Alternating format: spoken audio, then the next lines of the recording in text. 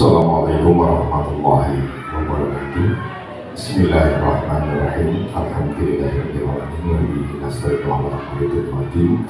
La haula wa la quwwata illa billah. Bapak Ibu, keluarga besar SD Negeri 1 Bar yang saya hormati, syukur alhamdulillah pada pagi hari ini mari kita panjatkan kehadirat Allah Tuhan Yang Maha Kuasa.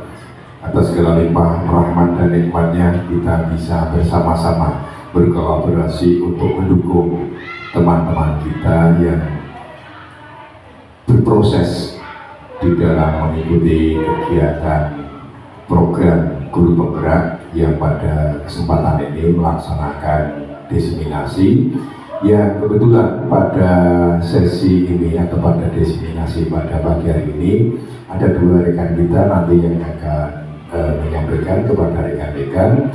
Yang pertama Pak Eri Suprayitno, kemudian dengan Pak Solikul Hadi. Mudah-mudahan rekan-rekan bisa mensupport saling melengkapi satu dengan yang lain, karena pada prinsipnya seluruh kegiatan yang ada di sekolah ini berkait dengan proses belajar mengajar maupun dengan kegiatan CPP dan sejenisnya itu butuh kolaborasi di antara teman-teman. Jadi saling mendukung untuk mencapai suatu keberhasilan yang kita harapkan. Terlebih lagi bahwa kita, bagaimana yang kami informasikan di awal, bahwa SD kita ini menjadi salah satu SD inti transformasi. Dan kemudian harus kita support bersama-sama. Sebagai tindak lanjut dari kegiatan itu, kami berharap untuk teman-teman yang hari ini berproses di kegiatan guru penggerak ini dapat berhasil dengan baik. Kemudian teman-teman yang belum ini bisa mengikuti program guru penggerak. Dan yang terpenting adalah mari kita manfaatkan platform Merdeka Mengajar, sehingga kita bisa mengambil dari sana, kita bisa belajar dari sana. Ketika kita ada kesulitan-kesulitan, kemudian ketika kita dari sana, kemudian bisa kita informasikan ke teman-teman yang lain. Kita diskusikan di dalam komunitas belajar yang ada, baik di komunitas belajar di sekolah maupun di komunitas belajar yang lain, sehingga banyak informasi yang bisa kita dapatkan dengan saling melengkapi satu dengan yang lain. Saya kira itu. Kemudian sebagai tambahan bahwa sekali lagi harapan kami sebagai kepala sekolah, ini sudah bulan Juni, jadi kegiatan dibuka kegiatan PMM-nya sudah sejauh mana PMM-nya, dan juga itu adalah bagian dari kita, aktivitas kita di dalam kegiatan PMM. Sekali lagi selamat melaksanakan kegiatan. Mudah-mudahan kolaborasi di keluarga SD Negeri 1 Lebak ini bisa berjalan dengan baik, saling menguatkan satu dengan yang lain. Terima kasih. Assalamualaikum warahmatullahi wabarakatuh. Assalamualaikum warahmatullahi wabarakatuh. Ya, karena saya itu kasihan dengan teman-teman yang belum menjawab salam, jadi saya ulang lagi. Assalamualaikum warahmatullahi wabarakatuh. Ya, alhamdulillah, semoga salam kita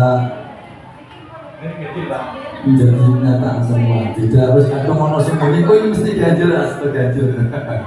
Bismillahirrahmanirrahim. Alhamdulillahi wahda, syuraka wahda, wa nasura abda, wa a'azza jundahu, wa zaman ahzaba wahda. Wassalatu wassalamu ala man la nabiyya ba'da, wa ala alihi wa ashabihi wa mawala, la hawla wa la quwwata illa billah, amma ba'da. Yang saya hormati beliau Kepala Sekolah SD Negeri 1 Lebak, Bapak Sudiharto SPT yang telah mendukung kita, mendukung saya, mendukung Pak Heri dan semua yang guru-guru ada di sini, sehingga alhamdulillah kita semua bisa sedikit demi sedikit semakin baik kondisi kita secara ekonomi, posisi dan lain sebagainya, gitu ya. Kemudian yang kedua kalinya saya juga ucapkan terima kasih kepada teman-teman semua yang telah sudi hadir untuk mengikuti acara presentasi saya, atau dalam bahasa lainnya apa Pak Heri? Destinasi wisata. Ya, destinasi wisata. Wisata ilmu maksudnya. Oh, itu bersama saya Muhammad Sholihul Hadi, SPD. Senengannya padu lan debat. Ya, SPD Sarjana Pendidikan. Ya, Bapak Ibu, tentunya saya merasa Bapak Ibu ini kelihatannya ada yang seperti kurang semangat. Oleh karena itu, saya mau bertanya, Bapak Ibu semua ini biar untuk memecah semangat yang sudah agak benar itu ya. Ketika nanti kalau saya tanya siapa kita gitu ya, tolong dijawab SD Negeri 1 Lebak gitu ya. Siapa kita? SD Negeri 1 Lebak gitu ya. Oke Pak, Bu, siap ya. Saya coba lagi ya. Siapa kita? SD Negeri 1 Lebak gitu. Dulan. Siapa kita? SD Negeri 1 Lebak. Dulan lagi ya. Siapa kita? SD Negeri 1 Lebak. Alhamdulillah luar biasa. Kemudian kalau saya tanya lagi, bagaimana kabarnya? Bagaimana kabarnya? Dijawab luar biasa, yes gitu ya. Oke, ini untuk semangat ini. Bagaimana kabarnya? Luar biasa, yes. Dan yang ketiga, nanti tolong dijawab. Saya bilang cek 10%. Nanti yang sebelah sini bilang H. Cek 20%. Yang sebelah sini tolong bilang E. Kalau saya bilang cek 50% H E. Kalau saya bilang cek 10% H E. Ya, saya coba. Ini memang permainan anak-anak, tapi tidak ada salahnya untuk kita merefresh kembali diri kita masing-masing. Kita coba, ya monggo. Saya awali dulu ya. Ya.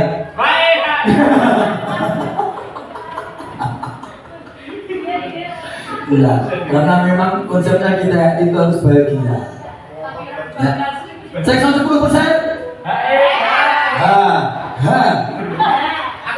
Cek 20%. Cek 50%. Ya. Cek 100%. Oke, luar biasa.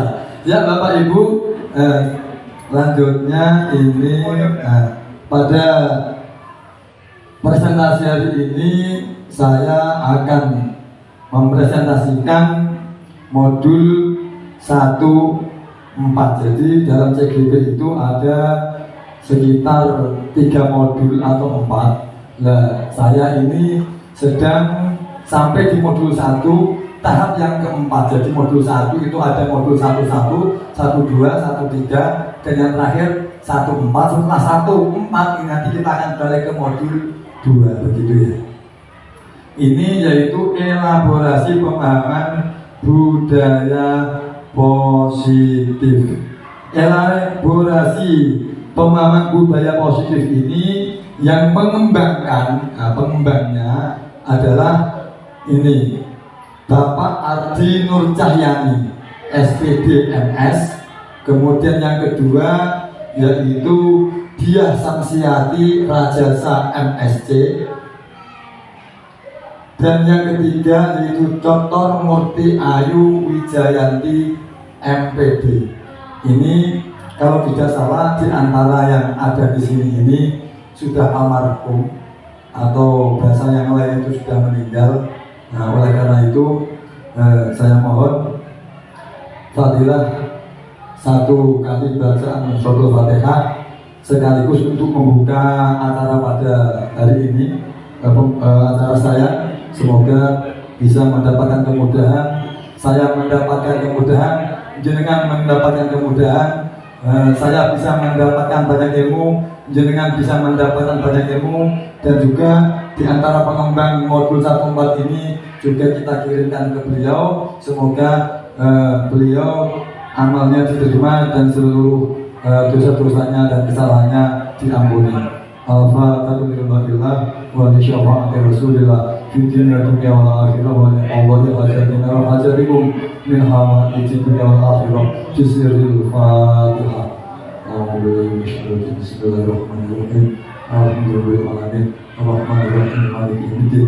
Iyyaka na'budu wa iyyaka nasta'in. Ihdinas siratal mustaqim. Shiratal ladzina an'amta 'alaihim ghairil maghdubi 'alaihim waladdallin.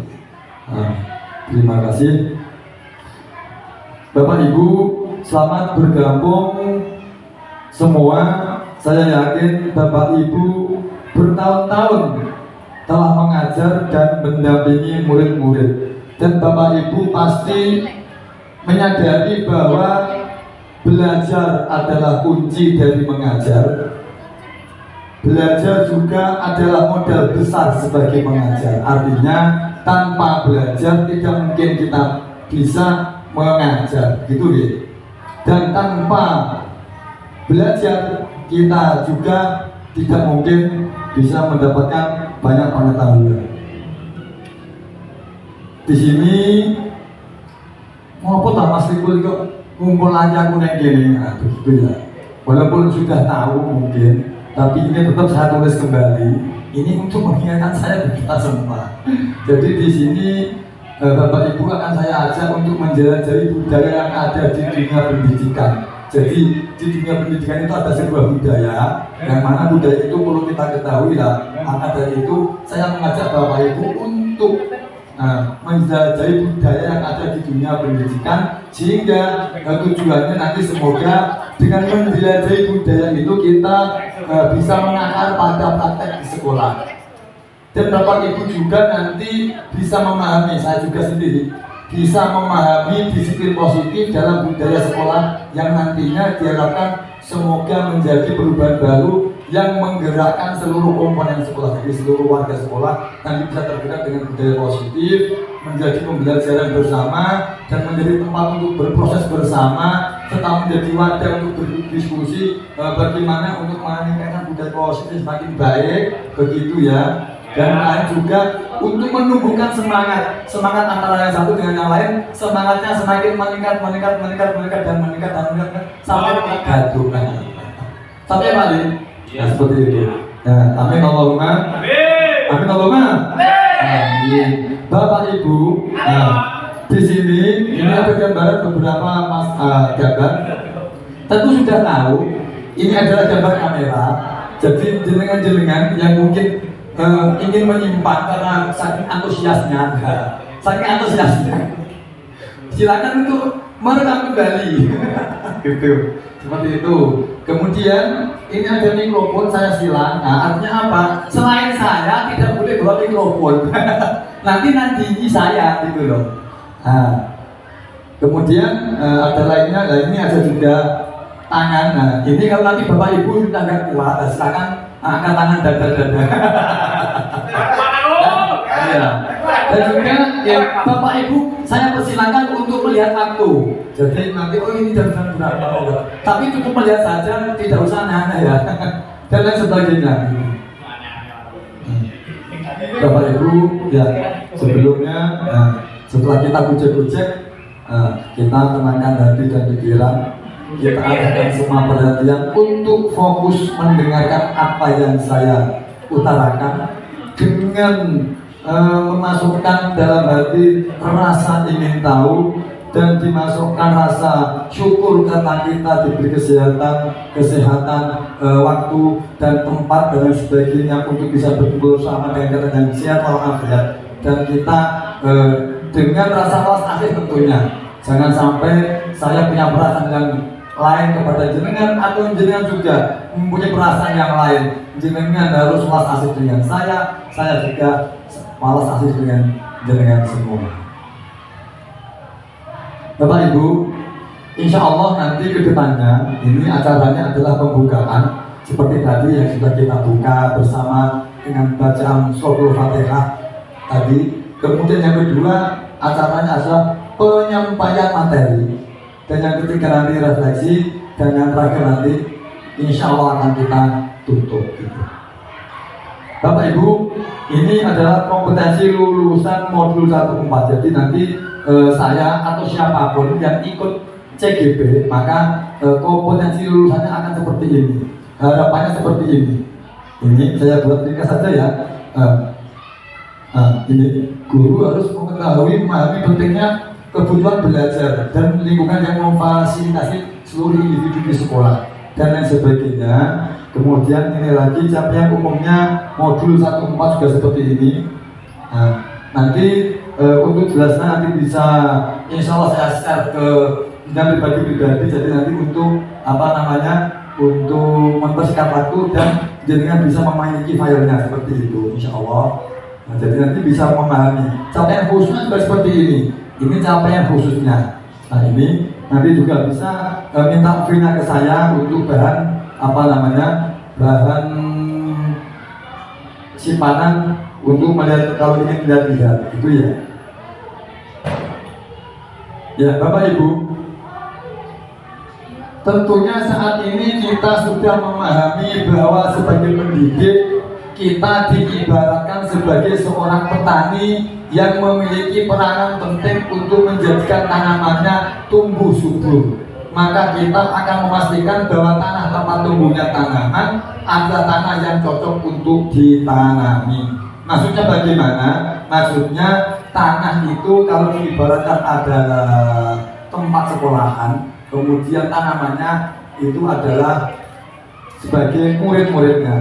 Ini dawuh atau apa yang dikatakan oleh Ki Hajar Dewantara. Kita ambil contoh perbandingan murid dengan hidupnya tumbuh-tumbuhan. Seorang petani yang menanam padi misalnya hanya dapat menuntun tumbuhnya padi. Ia dapat memperbaiki kondisi tanah, memelihara tanaman padi, membeli pupuk dan air, membasmi ulat-ulat atau jamur-jamur yang mengganggu hidup tanaman padi dan lain sebagainya. Artinya sekolah itu diibaratkan sebagai tanah tempat untuk bercocok tanam.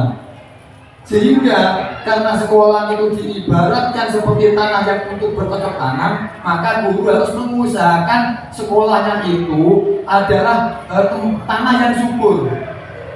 Kalau lingkungan ya bagi lingkungan yang menyenangkan, lingkungan yang bisa melindungi murid dari hal-hal yang tidak baik atau negatif.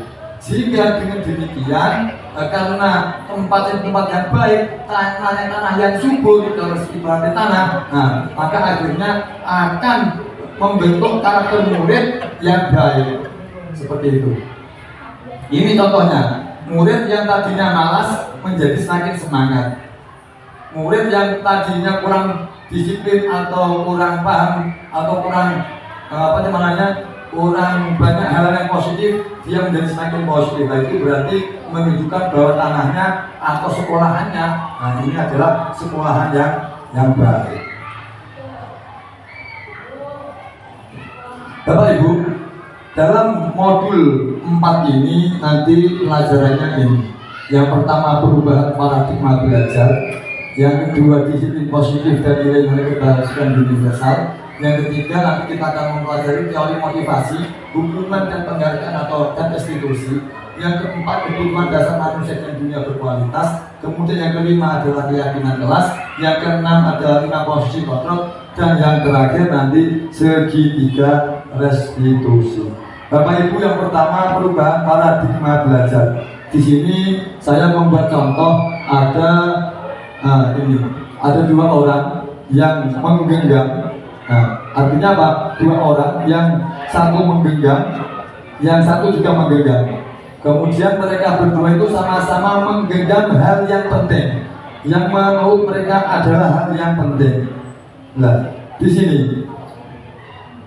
B dari dua orang itu, banyak orang yang ingin membuka kepala dua orang itu. Motif membuka kepala ini berbeda-beda. Ada yang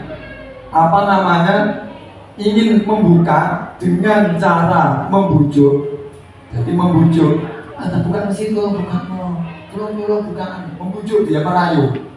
Ada yang dengan mengancam, mau buka tolak. Seperti itu. Ada yang dia mengancam menghardik sama. Ada yang dengan menyuap. Dia itu berperilaku menyuap itu seperti mungkin gayanya diajak nolak, dia tangai opo lah. Ini model menyuap. Karena dia biar membuka kepala tangannya. Atau berbuat apa saja yang ingin membuka kepala tangan. Nah, dari kasus ini Bapak Ibu, dari kasus tersebut, kita akan mengetahui di situ kira-kira yang mengepal tangan itu mau membuka apa tidak, gitu. Ketika ada yang membujuk atau ada yang mengancam atau ada yang menghaji bulilah. Soalnya jenengan mau buka tanda boleh harus yang membujuk. Mungkin kalau di sini disuap atau dirayu, disuap atau dihaji, pasti tidak mau ya. Kira-kira dirayu, kira-kira mau buka atau tidak bu? Dirayu bulilah. Kalau dibuka Tanpa diri tak buka apa? Ya. Kalau dia itu orang yang mempunyai kontrol yang positif, tentunya dia tidak akan membuka. Apa dirayu, apa dibujuk, apa dihadi, atau di apapun modelnya, dia tidak akan membuka kecuali dengan dasar kemauannya sendiri, dengan dasar kepemimpinan dirinya sendiri. Dia tidak akan dibawa orang lain, dia tidak akan mengikuti pendapat orang lain. Ini kalau orang yang mempunyai perilaku positif. Tapi tidak, kalau ketika orang itu punya perilaku positif, ketika dia dihadir, dia tidak mau membuka, iya tak buka ini, kita buka. Atau dia itu dirayu, terus dia itu mau membuka. Maka akhirnya orang bahasa murahan. Kenapa kok murahan? Karena mudah dirayu. Gitu. Jadi murahan itu artinya negatif.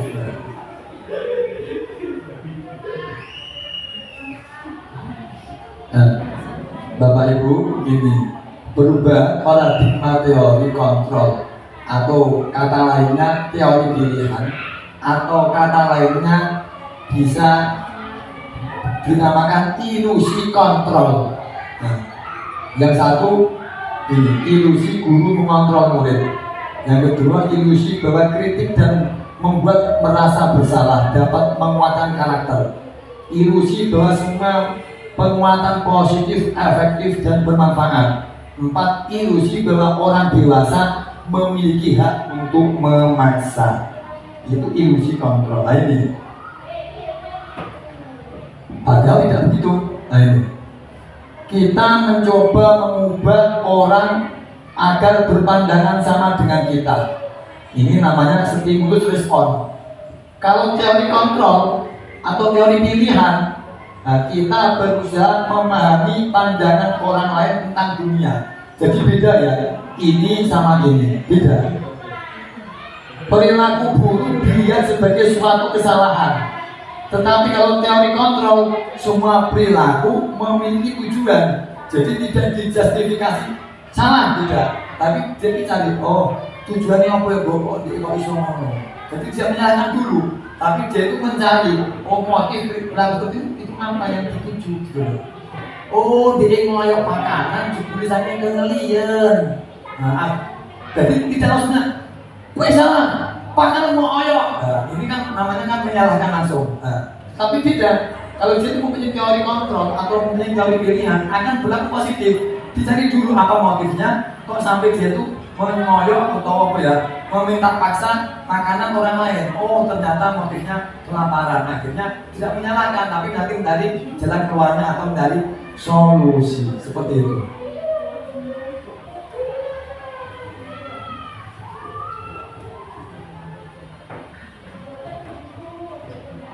Kemudian yang kedua, pembelajaran yang kedua ini disiplin positif dan nilai-nilai kebajikan universal. Bapak Ibu, tadi perubahan paradigma belajar sudah kita pelajari. Ini yang kedua ini berarti masuk yang kedua. Kok isu ya masih lama. Di sini Bapak Ibu bisa melihat teori kontrolnya ini. Anda tidak bisa mengontrol orang lain, hanya Anda yang bisa mengontrol diri Anda. Betul. Tapi ketika ada yang kebalikan, Anda bisa dikontrol orang lain. Nah, berarti ini yang harus dikoreksi. Kemudian semua perilaku memiliki tujuan, betul. Tapi kita dibalik, semua perilaku tidak memiliki tujuan. Tapi ini ada masalah. Begitu. Ini teori kontrolnya. Kemudian teori kontrol ini nanti akan masuk ke dalam disiplin, ke dalam teori motivasi, ke dalam 5 posisi kontrol, dan juga nanti bisa masuk ke dalam 5 kebutuhan dasar manusia. Yang semuanya ini adalah termasuk dari nilai-nilai kebajikan universal. Jadi disiplin, teori motivasi, 5 posisi kontrol, 5 kebutuhan dasar manusia, ini nanti semuanya adalah masuk ke dalam nilai-nilai kebajikan universal. Yang mana nilai-nilai kebajikan universal ini nanti harus kita terapkan kepada diri kita dan kepada murid kita di dalam kelas sehingga menjadi sebuah keyakinan kelas. Seperti itu.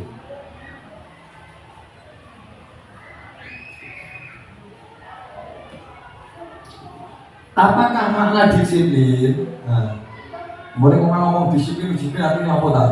Disiplin itu artinya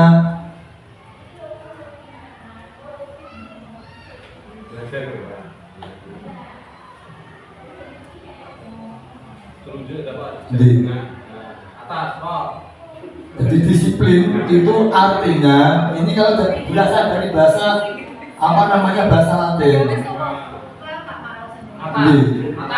Di mana? Yang mana? Yang mana?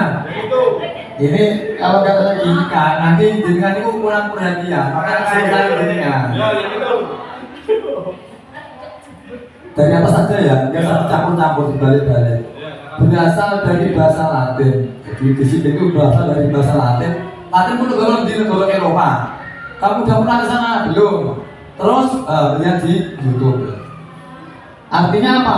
Disiplin itu artinya belajar. Jadi segala sesuatu yang mengandung belajar itu berarti disiplin. Belajar apapun yang mengandung belajar itu berarti ikut kategori disiplin.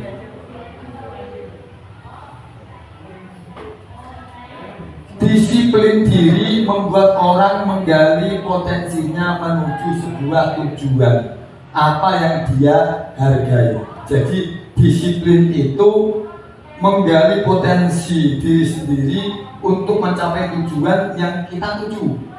Jadi kalau seandainya Bu Lila itu zaman itu ingin mendapatkan apa namanya? Bu Mila, kalau University Bu Mila. Jadi seandainya Bu Mila ini mempunyai cita-cita ingin jadi pegawai umpamanya zaman itu, sehingga dia harus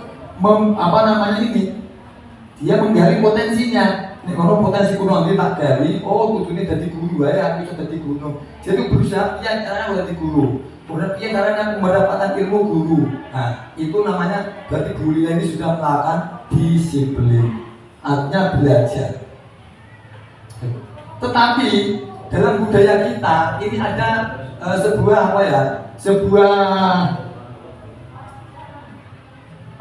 konsep lain atau pandangan lain. Ketika kita ngomong disiplin, itu seakan-akan berbentuk sebuah tekanan atau berbentuk sebuah sesuatu yang kita itu harus mengikutinya. Kalau selama ini kan yang kita pikirkan seperti itu. Saya juga begitu. dulu sebelum saya ikut CGP ini, saya kalau ada kalimat disiplin, saya itu seperti mikirnya gini, oh disiplin adalah sesuatu yang membuat saya tertekan, sesuatu yang mengkang saya, sesuatu yang merampas kebebasan saya. Aku ini sekesuk apa sebenarnya sekolahan, aku terus ada di terus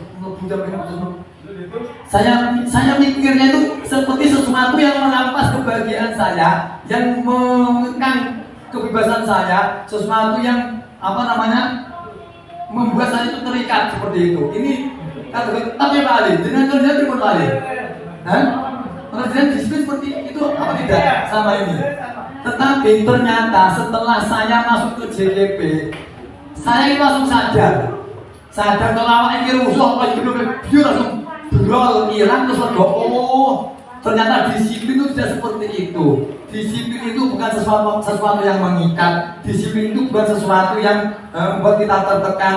Disiplin itu bukan sesuatu yang merampas kebebasan, bukan. Karena apa?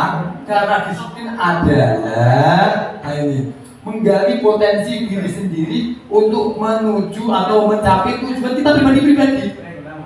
Seperti itu. Sesuatu yang kita hargai.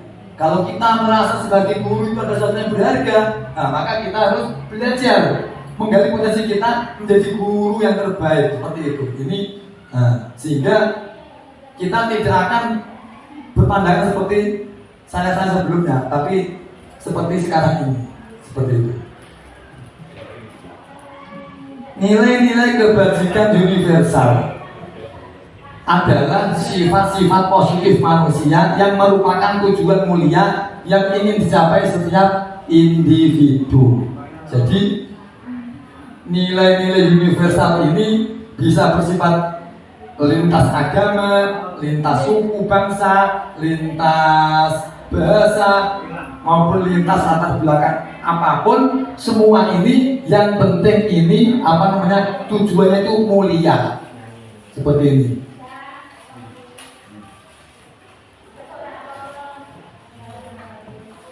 Dengan mengaitkan nilai-nilai kebajikan yang diyakini seseorang, maka motivasi intrinsiknya akan terbangun. Motivasi intrinsik itu apa? Motivasi intrinsik itu motivasi atau sebuah dorongan atau sebuah acuan atau sebuah semangat yang timbul dari dalam diri sendiri. Kita karena orang lain seperti itu. Jadi bukan karena orang lain. Tidak seperti Pak Ma'ruf ya. Dulu sering kerja goro-goro seneng uang Pak ya, itu berarti motivasi orang lain. Tapi beda kalau emang motivasi diri sendiri. Ini kita langsung berkurang ajar. Mengarang bebas. Ya mengarang bebas. Jadi kita harus cek apa? Mengarang bebas. Orang lain tuh mantan pacarnya.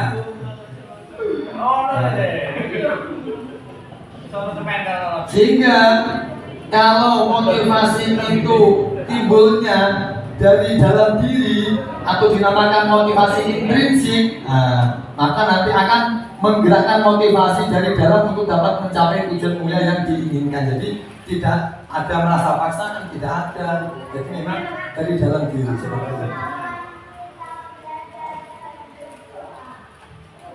Kemudian nilai-nilai kebajikan yang ingin dicapai oleh setiap anak Indonesia itu namanya profil pelajar Pancasila. Jadi nanti kalau ada pertanyaan nilai-nilai kebajikan yang ingin dicapai oleh setiap anak Indonesia itu dikenal dengan nilai apa?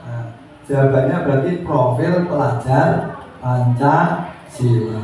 Atau dibalik, profil pelajar Pancasila itu apa? Ya tadi jawab adalah nilai-nilai kebajikan yang ingin dicapai oleh setiap anak Indonesia. Terus ditanya lagi, profil pelajar Pancasila ada berapa? Ada 6. Yang pertama, yaitu beriman pertama pada Tuhan Yang Maha Esa dan berakhlak mulia. Yang kedua, mandiri. Yang ketiga, bernalar kritis. Yang keempat, berkebinekaan global. Yang kelima, bergotong royong. Dan yang keenam, kreatif seperti itu. Ini alhamdulillah dari tadi sampai jam ini Bapak Ibu ada yang masih belum paham? Paham semua, Pak. Paham semua, alhamdulillah. Maka alhamdulillah. Jelas gampang? Jelas. Masuk. Dan ini pembelajaran yang ketiga Bapak Ibu kita masuk. Ya. Jackson 10%. Jackson 20%. Jackson 50%.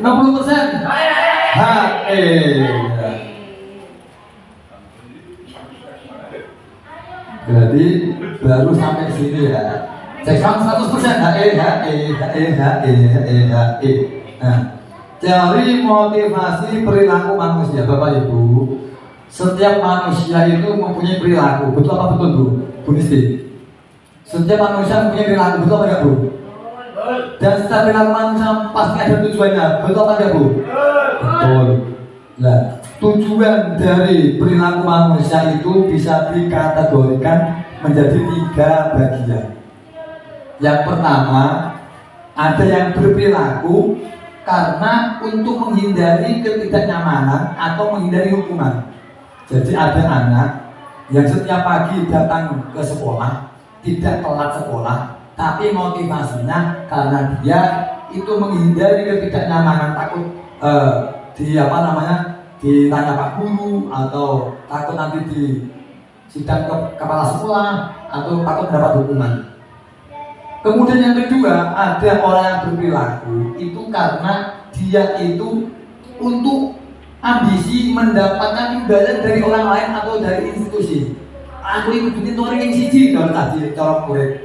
Akan mobil untuk dia biasanya yang siji untuk piala umpamanya. Jadi motivasinya itu yang kedua itu mereka ingin mendapatkan imbalan dari orang lain atau mendapatkan imbalan dari institusi. Kemudian perilaku yang ketiga, ini ada yang masuk. Dia itu berperilaku karena untuk menghargai diri sendiri. Jadi anak itu sedep sinau, belajar yang sungguh-sungguh, dia tidak pernah telat, seragamnya tidak kira-kira. Jadi dia itu tidak pakai katok biru, nanti bajunya putih, jadi putih sama biru. Tidak seperti teman saya itu. Ya, itu berarti. Terus gimana? Berarti itu. Jadi dia itu berpikiran. Jadi ini semua saya harus menghargai diri sendiri, bukan karena orang lain. Karena sebelumnya aku dengan guru misi-misinya aku itu masih motif orang lain, motif hukuman atau masih motif imbalan. Aku nasi, nggak aku dalam uang. Berarti ini motifnya imbalan. Aku nasi, uangku dijemur orang lain. Berarti ini motifnya ketidaknyamanan atau hukuman. Tidak. Aku yang kudunya rapi, serasi, sesuai harinya, sesuai motif-motifnya. Jadi motifnya untuk menghargai diri sendiri.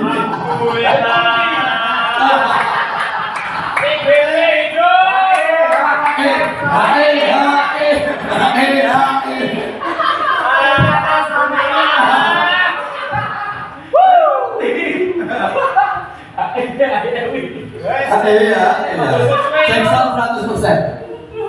Nah, Bapak Ibu lanjutnya. Kita sering mendengar kata-kata merdeka, ya apa tidak? Bu Deni? Halo? Sering dengar kata-kata merdeka apa tidak, Bu? Jenengan merasa merdeka apa belum? Oh, tidak merdeka? Pak Heri? Pak Heri merasa merdeka apa belum? Merdeka. Ya. Merdeka itu apa ya?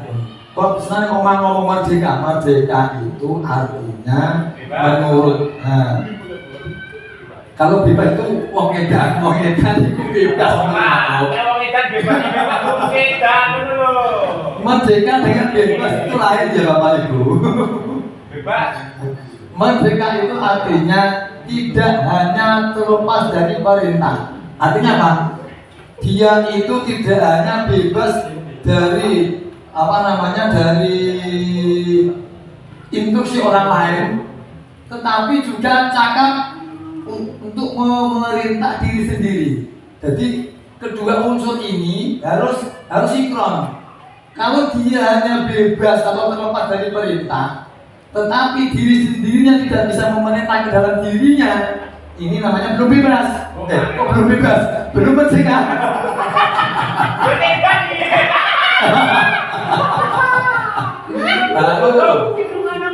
Tetapi atau dibalik, dia bisa memerintah diri sendiri, tetapi dia juga belum terlepas dari perintah eksternal. Ini pun belum bebas. Jadi bebas itu harus memenuhi dua unsur ini. Seperti itu. Nah, ini Bapak Ibu. Tadi saya sudah ngomong. Jadi perilaku manusia itu bisa terdiri dari 3 unsur. Ada yang unsur menghindari hukuman atau konsekuensi menghindari hukuman atau bahasa dari cemoohan dan lain sebagainya. Ada yang unsurnya itu karena mendapatkan reward atau mendapatkan hadiah atau mendapatkan imbalan. Kemudian yang ketiga ada yang unsurnya karena unsur keyakinan diri sendiri untuk menghargai diri sendiri. Sekarang dari ketiga keterangan tadi itu yang 2 yang karena menghindari hukuman atau karena ingin mendapatkan reward, ini namanya unsur eksternal, unsur dari luar. Untuk yang ketiga karena unsurnya ingin motivasi diri untuk diri sendiri, kebaikan diri sendiri, menghargai diri sendiri, ini namanya motivasi internal. Di sini dihukum oleh penghargaan ini karena motivasinya di antara 2 tadi, bukan motivasi motivasi dari diri sendiri, tidak, tapi karena motivasi dari eksternal yang 2 tadi, yang 1 sama 2, bukan yang ketiga. Tetap tidak efektif. Kenapa? Karena bahwa penghargaan berlaku sama dengan hukuman. Jadi mendapatkan penghargaan itu sama saja mendapatkan hukuman. Kenapa tidak? Karena ketika kita mendapatkan penghargaan itu, kita itu merasa menjadi beban. Seperti saya dulu saya itu pernah ranking 1. Katanya monggo tidak percaya, masuk akal juga itu. Tidak percaya. Nah, saya dapat hadiah buku 3, ranking 2 hadiah buku 2, ranking 3 hadiah 1 bukunya. Saya dapat buku 3. Lawan saya itu namanya sekarang dia menjadi dosen, orang guru SD. Itu dia menjadi dosen dan sekarang sudah doktor. Itu ranking 2 dulu, saya ranking 1. Saya tuh takut, waduh aku malah isin, mantas ke dia terus. Jadi saya ini malah seperti mendapat hukuman, menjadi beban begitu. Jadi berpengaruh jangka pendek dan berpengaruh jangka panjang. Karena apa? Karena penghargaan tadi. Itu pengalaman saya sendiri seperti itu. Penghargaan juga menghukum. Jadi aku itu dulu nanti kalah. Nah, seperti itu. Penghargaan mengulangi ketepatan. Ya juga, karena apa? Ketika saya sudah merasa melewati saingan saya, umpamanya seperti kasus saya tadi, saya sudah selesai, aku cukup, aku ngalah, seperti itu. Dan lagi penghargaan itu tidak efektif. Penghargaan bisa merusak hubungan. Loh, mosok? Loh iya. Lah, kenapa tidak? Lah karena itu bisa terjadi kecemburuan sosial di antara mereka dengan yang mendapatkan dengan yang tidak.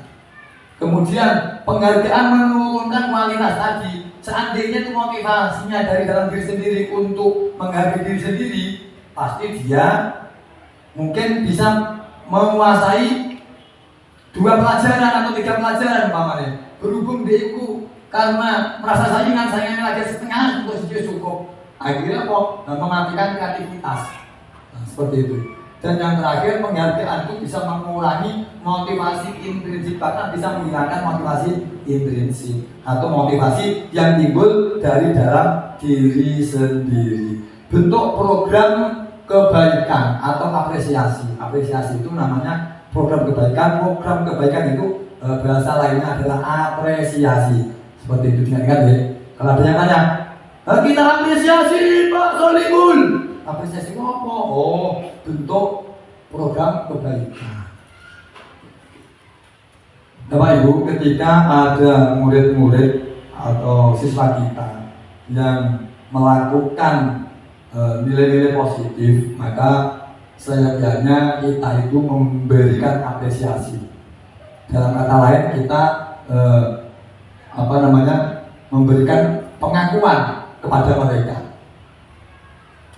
Dan pengakuan ini bisa berupa pengakuan secara khusus, jadi langsung kepada siswa yang bersangkutan. Tidak harus dia itu nomor 1 atau paling cerdas, tidak.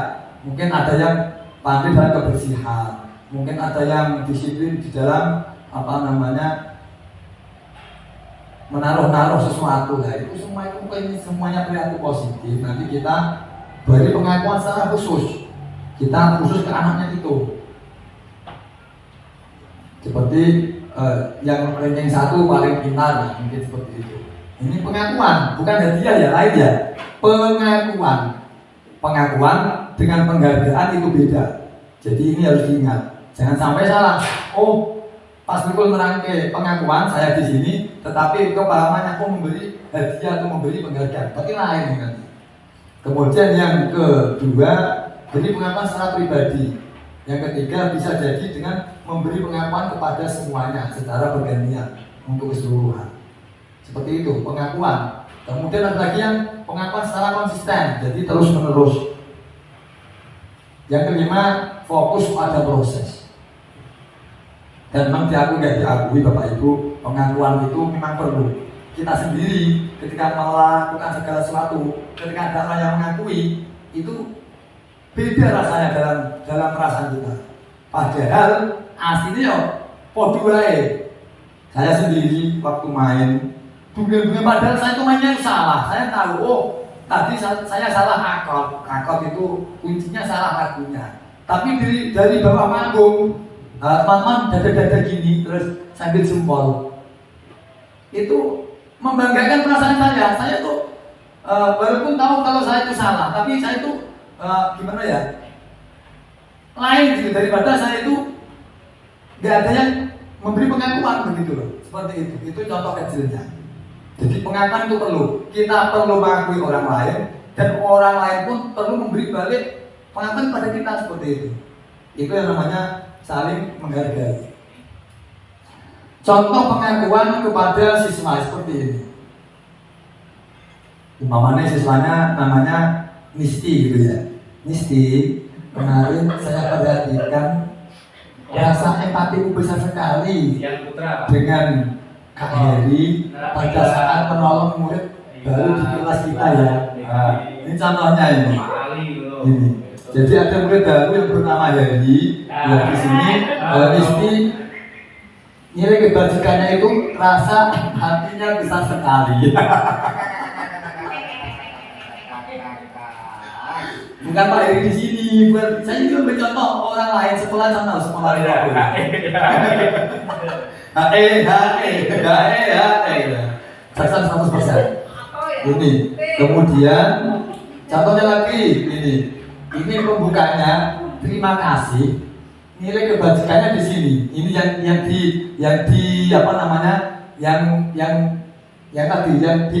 diakui. Terima kasih untuk rasa tanggung jawabmu pada saat kamu memungut kertas yang berserakan di lantai tadi ya. Nah ini anak kita begitu kan, otomatis nanti dia besoknya itu seharusnya tidak mungkin mengulang, mungkin nanti bisa mengulang. Besok kita kasih pengakuan lagi, dia akan besoknya mengulang lagi. Sehingga anak itu akan menjadi terbiasa membuang kertas-kertas yang berserakan. Seperti itu. Lah yang membuang kertas terus gimana Pak? Nah, ini kan yang mengambil kertas. Yang membuang terus gimana Pak? Ya nanti kita di belakangnya kita atur dengan 5 posisi kontrol. Anak ini di mana? Seperti itu. Atau gimana Pak Edi? Dia boleh ngamuk-ngamuk kan Pak ya? Ya, ngamuk-ngamuk di kelas itu berarti dia itu mempunyai 4 restitusi. Berarti tak restitusi ya Pak Ibu ya. Jadi kalau ada sertifikat restitusi yang melanggar itu 4 restitusi. Berarti kalau akan ngomong-ngomong Mas ya. Ya, nggak boleh.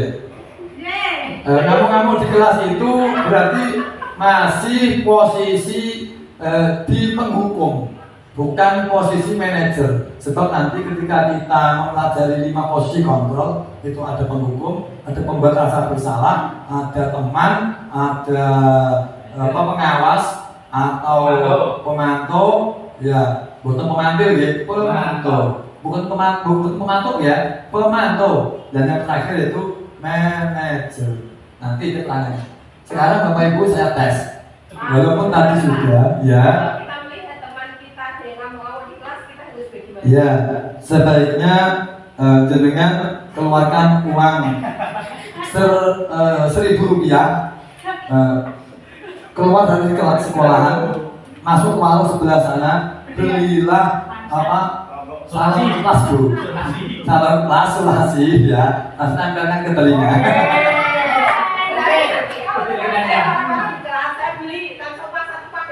Iya, untuk diri sendiri sih Bu, bukan yang ngomong-ngomong.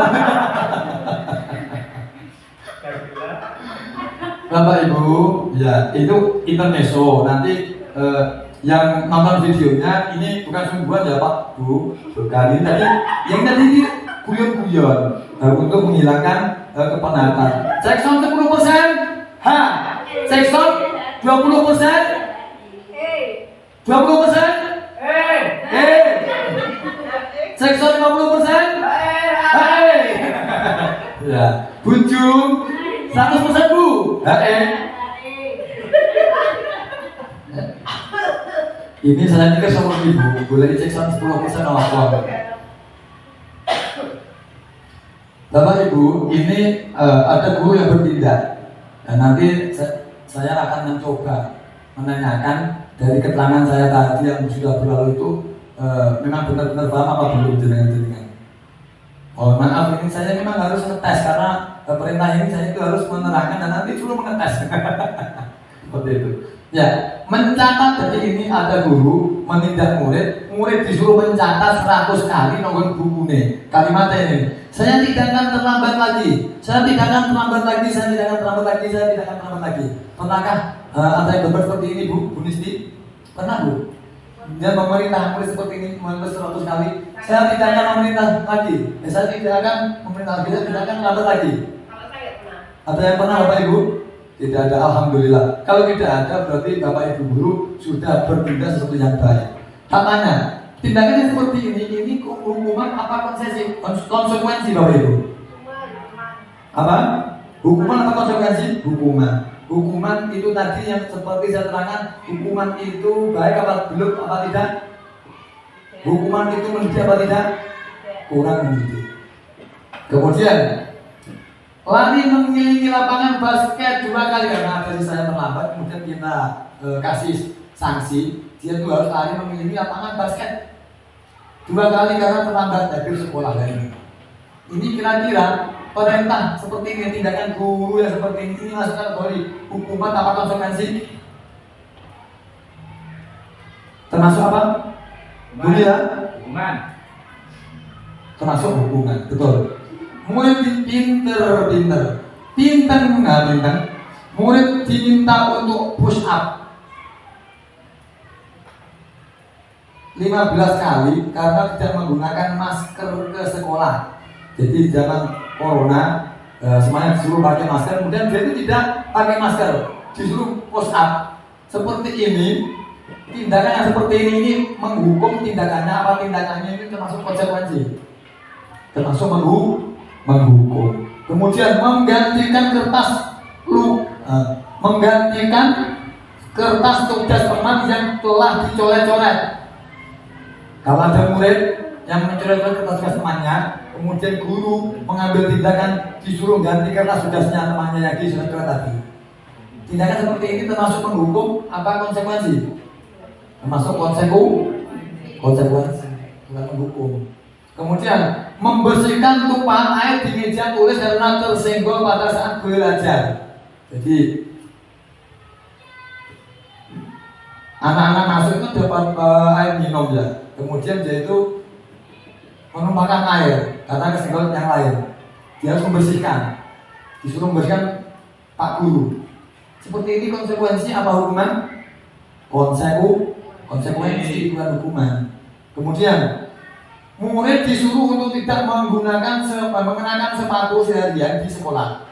Kenapa? Karena tidak menggunakan sepatu hitam. Jadi dia datang memakai sepatu pink. Padahal peraturannya sepatu hitam. Nah, kemudian seharian tidak boleh bawa sepatu. Seperti ini termasuk hukuman apa konsekuensi? Tindakannya hukuman. Bunyi luar biasa setelah boleh. Kemudian yang terakhir, ini saya coba lagi. Lari mengelilingi lapangan basket 2 kali karena terlambat 10 menit untuk pelajaran PJOK. Bukan pelajaran bahasa Inggris, bukan pelajaran matematika. Seperti ini hukuman apa konsekuensi? Bereneng. Hukuman apa konsekuensi, Bu? Hukuman apa konsekuensi, Bu? Konsekuensi. Lari mengelilingi apa? Iya, Bu, pelajaran PJOK. Pelajaran PJOK, Bu. Olahraga lari-lari. Ya. Karena terlambat 10 menit Pak. Iya, Bu. Tapi itu ngaji ini hukuman Pak. Oh, jadi coba dulu kalau gitu. Laptop jawab. Konsekuensi, Bu. Wis tak apa lo? Kakak. Wis ngono. Nah, seperti itu. Enak.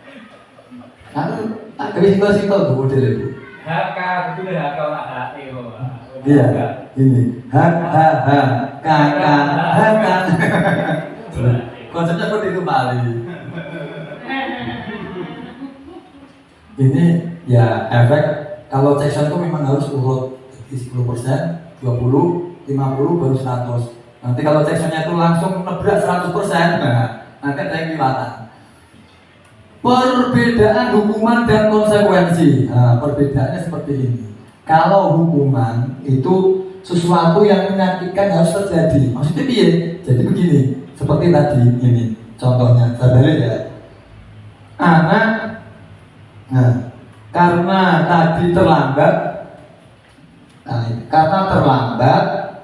dia disuruh menulis saya tidak akan terlambat lagi.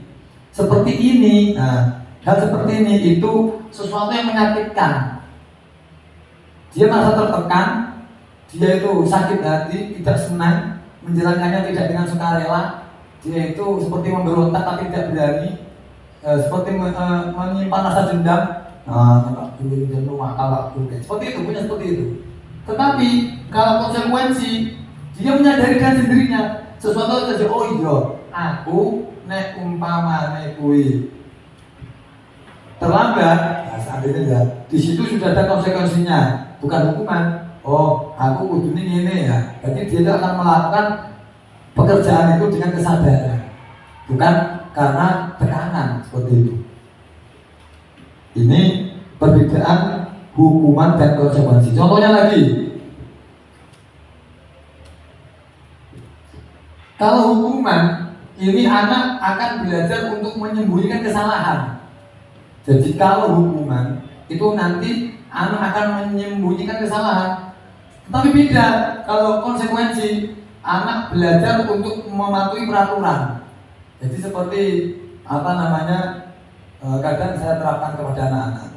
Ya, anak-anak yang apa namanya sudah selesai, silahkan untuk maju, kemudian yang belum selesai diselesaikan. Atau kalau sudah jam siang, jam pulang, kadang saya membuat seperti ini, yang sudah selesai boleh pulang, yang belum selesai menyelesaikan. Tetapi semuanya akan mengikuti. Kenapa? Karena dia merasa, nah ini karena kalau konsekuensi dia akan belajar untuk mampu peraturan, gitu. Tetapi kalau yang hukuman nanti dia itu akan ini menyembunyikan kesalahan seperti itu. Kemudian yang selanjutnya itu ada tadi restitusi. Restitusi adalah proses menciptakan kondisi bagi murid untuk memperbaiki kesalahan mereka sehingga mereka bisa kembali pada kelompok mereka dengan karakter yang lebih kuat. Artinya apa? Artinya begini loh. Seandainya ada anak tadi, kasusnya yang pertama tadi, anak itu sering terlambat. Nah, kita restitusi. Maksudnya direstitusi, dia itu mempunyai kesadaran dari dalam dirinya untuk memperbaiki kesalahan itu. Maksudnya kalau dia itu bisa berpikir, oh aku ini kudunya ora telat. Lah, dia iso mikir ngono kuwi iku bukan karena tekanan takut hukuman, bukan karena tekanan apapun itu lain-lainnya, tetapi karena kesadaran dirinya. Dia itu sadar, oh telat jatuh mergane engko aku apa jenenge umpamane punya konsekuensi nilai dikurangi umpamanya atau telat itu piye lah. Itu melihat oh iya aku ini dengan aku tidak taat seperti itu, ini menyalahi norma-norma kebajikan. Nah seperti itu akhirnya dia timbul dari diri aku yang untuk bikin tenanan orang telat. Nah seperti ini namanya restitusi. Jadi menciptakan kondisi bagi murid untuk memperbaiki kesalahannya seperti itu. Restitusi juga merupakan ini ada kesalahan penulisan, merupakan proses kolaboratif yang mengajarkan murid untuk mencari solusi untuk masalah mereka tadi. Jadi dia itu mempunyai atau dipersilakan untuk mencari solusi dari masalahnya dia. Lagi ini gue kok telat, Pak saya telat itu karena saya bangunnya itu jam 6. Kemudian setelah bangun, saya itu harus mandinya gantian sama bapak, sama ibu, sama kakak, sehingga saya mandinya jam 6:30 lebih. Setelah itu saya baru sarapan, kemudian jalannya berapa kilo? 2 kilo. Belum sampai sekarang. Oh berarti ini saya harus mikir, oh kalau gitu saya harus dirubah masalahnya karena itu bangunnya kesiangan, telatnya, bukan karena rosok-rosok. Oh berarti ini bangunnya yang diatur lebih awal kan seperti itu. Jadi dia itu anak itu bisa mikir sendiri, mencari jalan keluar seperti itu. Itu restitusi. Dan ini Bapak Ibu, ini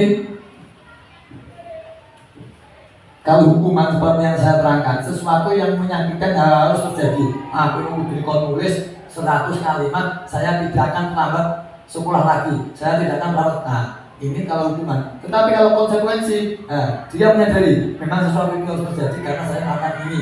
Jadi ada kesadaran. Kemudian restitusinya, dia itu merupakan ini. Jadi dia itu kemudian mempunyai tidak, oh kalau gitu saya harus tidak telat. Kalau bilang kok telat, seperti ceritanya. Oh berarti terus dia ini kendaraan telat. Oh kalau gitu saya Pak, seharusnya saya bangun lebih pagi lagi, itu bangun 5:30. Apa seperti itu. Ini yang namanya restitusi. Untuk contoh yang lain, bisa dilihat atau nanti bisa meminta filenya ke saya untuk dipelajari. Kemudian restitusi itu ada cirinya. Apapun itu ada cirinya. Cirinya mobil jazz bentuknya mono kae. Surine motor Innova mono kae. Cirine motor NMAX mono kae. Jadi jangan sampai salah. Ada NMAX kamu katakan Innova dikatakan NMAX. Nah ini berarti ada kekacauan dalam mendefinisi ciri-ciri motor tersebut gitu loh. Begitu juga dengan restitusi, jangan sampai kita salah mendefinisi. Gimana Pak Edi? Oh guyu Pak. Jadi Pak ikut. Jadi seperti itu. Jadi segala sesuatu mempunyai ciri. Nah, kita jangan salah menciri. Nah, ciri restitusi seperti apa? Ciri-ciri restitusi di sini ada 9. Yang pertama, cirinya bukan untuk menebus kesalahan, namun untuk belajar dari kesalahan. Jadi ketika ada orang kok berbuat baik itu karena menebus kesalahan, lah ketika nyenak bener balas bukti dan nyenak keliru, mereka aku ikut utang bukti BDE. Nah, akhirnya bahaya bisa mengasih bocor. Oh bocor, makasih Bodi. Itu bukan ciri-ciri restitusi namanya. Aku yang gumun kok kontok-kontokku, nggak gumun aku. Nah, ini yang pertama. Jadi ciri-ciri restitusi yang pertama itu bukan untuk menebus kesalahan, tetapi untuk belajar dari kesalahan. Oh, aku ini pernah salah ini, berarti aku ini. Tapi bukan menebus, tapi motivasinya untuk memperbaiki. Seperti itu. Yang kedua, memperbaiki hubungan. Jadi, oh, kalau saya seperti ini merusak hubungan. Oh, kalau begini, saya harus memperbaiki kalau begini. Jadi seperti itu. Jadi Bu Nisti, seandainya tadi suaminya, Bu kok, iya, soalnya itu namanya Pak Eri. Bu, kopi sih, saya oh, seperti aku bisa sekolah kok.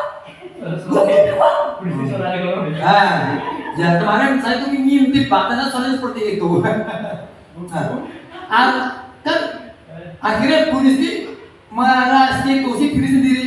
Loh, aku mau jebule ngomong ke aku nih, Bu, kok ibu lanang, reng bojoku.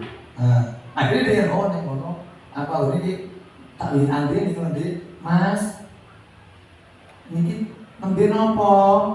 Lagi bales. Pamane dulu, terus telepon, Mas, maaf ya, aku biasa mau saking aku panik dewi, dan aku serak gak kopi malah ngomongku ngono. Nah akhirnya seperti itu. Nah ini namanya memperbaiki hubungan, akhirnya dibalas tidak apa-apa ya. Makanya benar, akhirnya hubungan terjalin kembali. Yang ketiga, tawaran. Bukan paksaan, restitusi dirinya yang ketiga itu tawaran, bukan paksaan. Jadi kalau masih mengandung paksaan berarti bukan restitusi. Restitusi itu kudu tawaran. Jadi wes kowe milih ngene nang ngene. Terserah milih enak pilihmu, enak sing ndi. Seperti itu. Yuki kudune sing iki, ojo sing iki. Nah, kalau seperti itu kok kudune, kok pokoke. Nah, ini berarti belum restitusi. Kemudian yang keempat, restitusi menuntut untuk melihat ke dalam diri. Jadi motivasinya itu dari diri, bukan seperti tadi karena hukuman atau karena reward, bukan motivasi eksternal intinya, larinya ke internal. Berarti itu ciri-ciri restitusi masuk. Kalau tidak dasar internal berarti tidak restitusi. Seperti itu.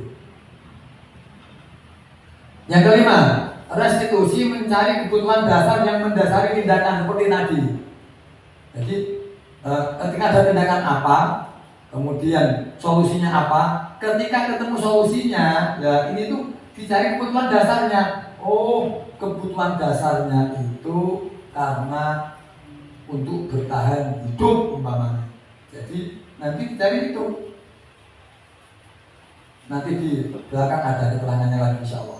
Yang keenam, restitusi diri adalah cara yang paling baik, yaitu tadi keluar dari diri sendiri. Restitusi fokus pada karakter bukan tindakan. Jadi restitusi itu bukan tindakannya. Artinya apa?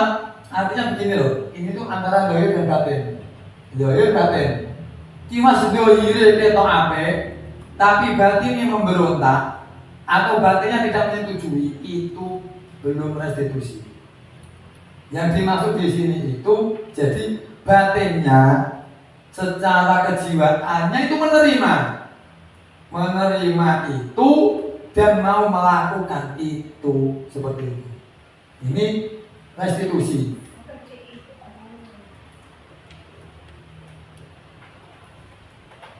Yang kedelapan, restitusi fokus pada solusi.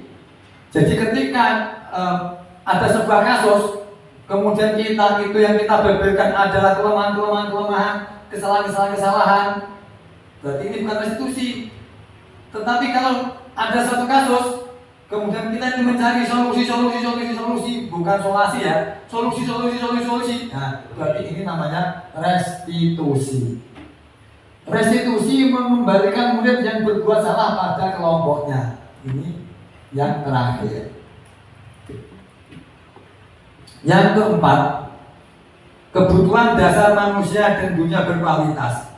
Ini berarti yang keempat, padahal tadi ada 7 ya Bu ya. Ada 7 kok 6 nih. Sebentar, saya ganti sebentar.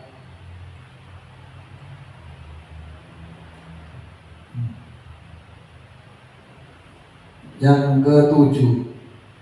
Oh, yang ke-7. Yang keempat. Nah, kebutuhan dasar manusia, Bapak Ibu. Kebutuhan dasar manusia itu artinya apa? Artinya semua manusia pasti membutuhkan ini. Kalau ada manusia siapapun dia, bocilin, bukti, butuh, belum semborak, orang putih, orang cekak, belum semborak, orang putih keteng, orang putih lurus, bulanan gue dok, bukti bocilin, pokoknya. Kok tidak terpenuhi di sini ini? Tadi.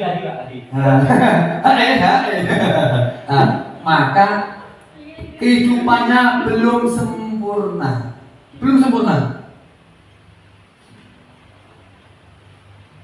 Ketika kita mendapatkan apa yang kita inginkan, sebetulnya saat itu kita sedang memenuhi satu atau lebih dari satu kebutuhan dasar kita. Jadi ketika kita menginginkan sesuatu, ini mau turut-turut, engkau ketemu nih, engkau mlebu salah siji niki, utawa mlebu di antara ini, mlebu iki, mlebu kabeh. Aku Mas Rikun, cita-citaku kayak lho Mas.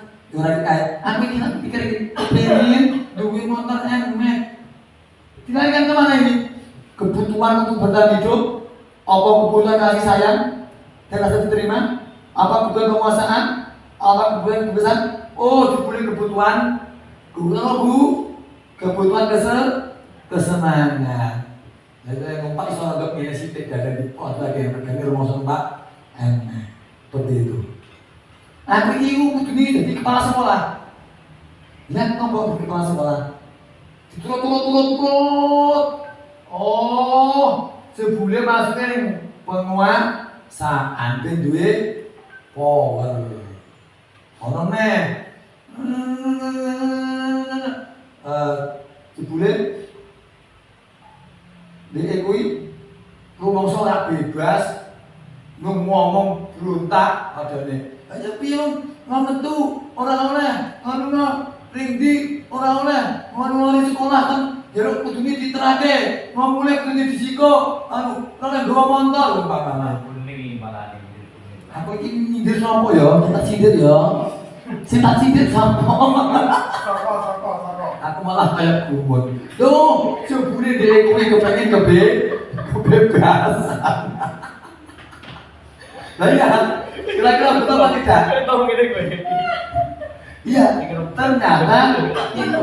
Jadi ya kita akui. Sehingga kalau kita ingin kehidupan kita itu sempurna, ya akhirnya tak terus sempurna dunia tidak ada. Tetapi paling tidak kita akan bahagia ketika kebutuhan ini yang namanya 5 kebutuhan dasar bisa terpenuhi. Kebutuhan bertahan hidup itu nanti apa-apa kita terpenuhi. Kasih sayang dan rasa diterima terpenuhi. Mulai nggak ada ngomong kalian mimido. Itu ya asli itu kalau kasih sayang dan rasa diterima. Iya, cerita. Ini kita sopo. Ya tidak tahu. Nah, seperti itu. Atau ada seperti ini. Kemudian lanjutnya. Nah, yang pertama kebutuhan bertahan hidup. Kebutuhan bertahan hidup itu bahasa Inggrisnya survival. Survival apa? Survival ya kebutuhan bertahan hidup. Kebutuhan bertahan hidup itu piye? Itu kebutuhan yang bersifat fisiologis untuk bertahan hidup. Jadi misalnya kepengen sehat, ono wong watuk, gage golek watuk, gage cari obat batuk. iku asline DE iku larinya ke dalam kebutuhan dasar manusia yang berbentuk kebutuhan bertahan hidup. Wedi nek watu loro nang utang-utang atau paru-paru ini pocot malah mati bahaya. Loh akhirnya dia boleh obat ini berarti seperti ini misalnya kesehatan butuh rumah. Ada mas Tewani usah cepet takut mas seperti itu di rumah. Usah poyong nanti. Ini kan sudah berisi mau ini mau persis. Arti, atau gue masuk sekarang coba juga habis suaranya demikian jalan suaranya memang nonton lu jalan ini. Nah ini rumah, ono gawe omah. Ini masuknya ke kebutuhan bertahan hidup, bukan kesenangan. Kok ono wong gawe omah, kok lagi sering kesenangan, berarti ini sebenarnya sudah ada kesalahan perilaku seperti itu. Tapi ya hobi di rumah, di rumah kok hobi, bukan kebutuhan bertahan hidup. Artinya ini ada apa namanya? Ada sesuatu yang harus dibenahi seperti itu. Kemudian contohnya lagi makanan seperti itu. Ini kebutuhan bertahan hidup. Kebutuhan biologis sebagai bagian dari proses reproduksi termasuk kebutuhan untuk tetap bertahan hidup. Ini jelas. Ya, saya sendiri saya akui. Soalnya apa? Memang benar. Jadi iya ya. Seperti yang saya alami. Ini cerita pribadi saja nggak apa-apa saya. Berarti saya alami dulu. Saya itu sampai bingung guru-guru teman kawin. Iya, saya kan sudah umur 31 tahun, belum nikah. Bingung. Karena apa? Karena memang kebutuhan biologis ini termasuk kebutuhan bertahan hidup. Belum terpenuhi. Jadi kalau udah stres aslinya sampai sekarang. Alhamdulillah tidak. Ya, masih ada. Di umur 32 tahun alhamdulillah bisa menikah. Ya, akhirnya apa? Ya, satu beban kalau umpamanya ono beban itu jumlahnya 70. Kan jadi kan free beban, 100% nol beban. Ban 70. Alhamdulillah karena tidak somo mergane satu beban sudah tergugurkan. Karena memang diakui ini juga termasuk bertahan hidup. Orang di rumah, ya berarti itu kebutuhan bertahan hidup masih pincang. Yang nomor satu.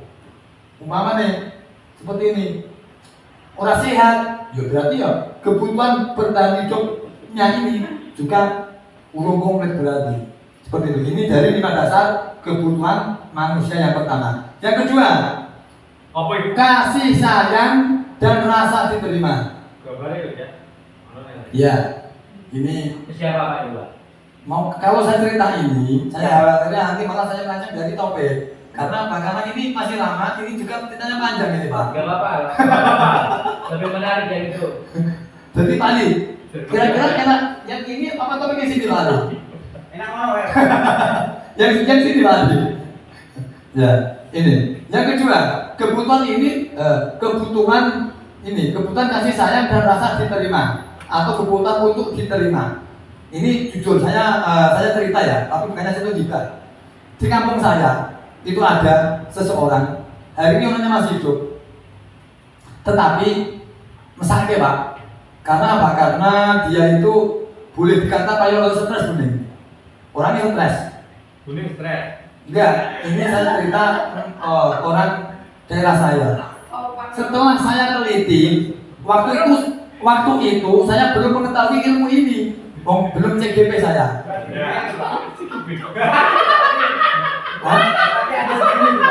Ada Pak Toto. Belum. Ya, belum. Kemudian tanya begini. Orang itu memang betul. Dia itu hancur kehidupannya. Ini cerita nyata ini. Secara ekonomi dia itu terpuruk. Secara ekonomi. Kemudian secara ini kasih sayang dia itu juga gagal karena istrinya itu lari balik mulai ceritanya. Kemudian yang ketiga, secara rasa diterima di kampung itu orang itu jorok-jorok ngomongin delala. Yo jadi delala, kok sing ngomong kalian aku.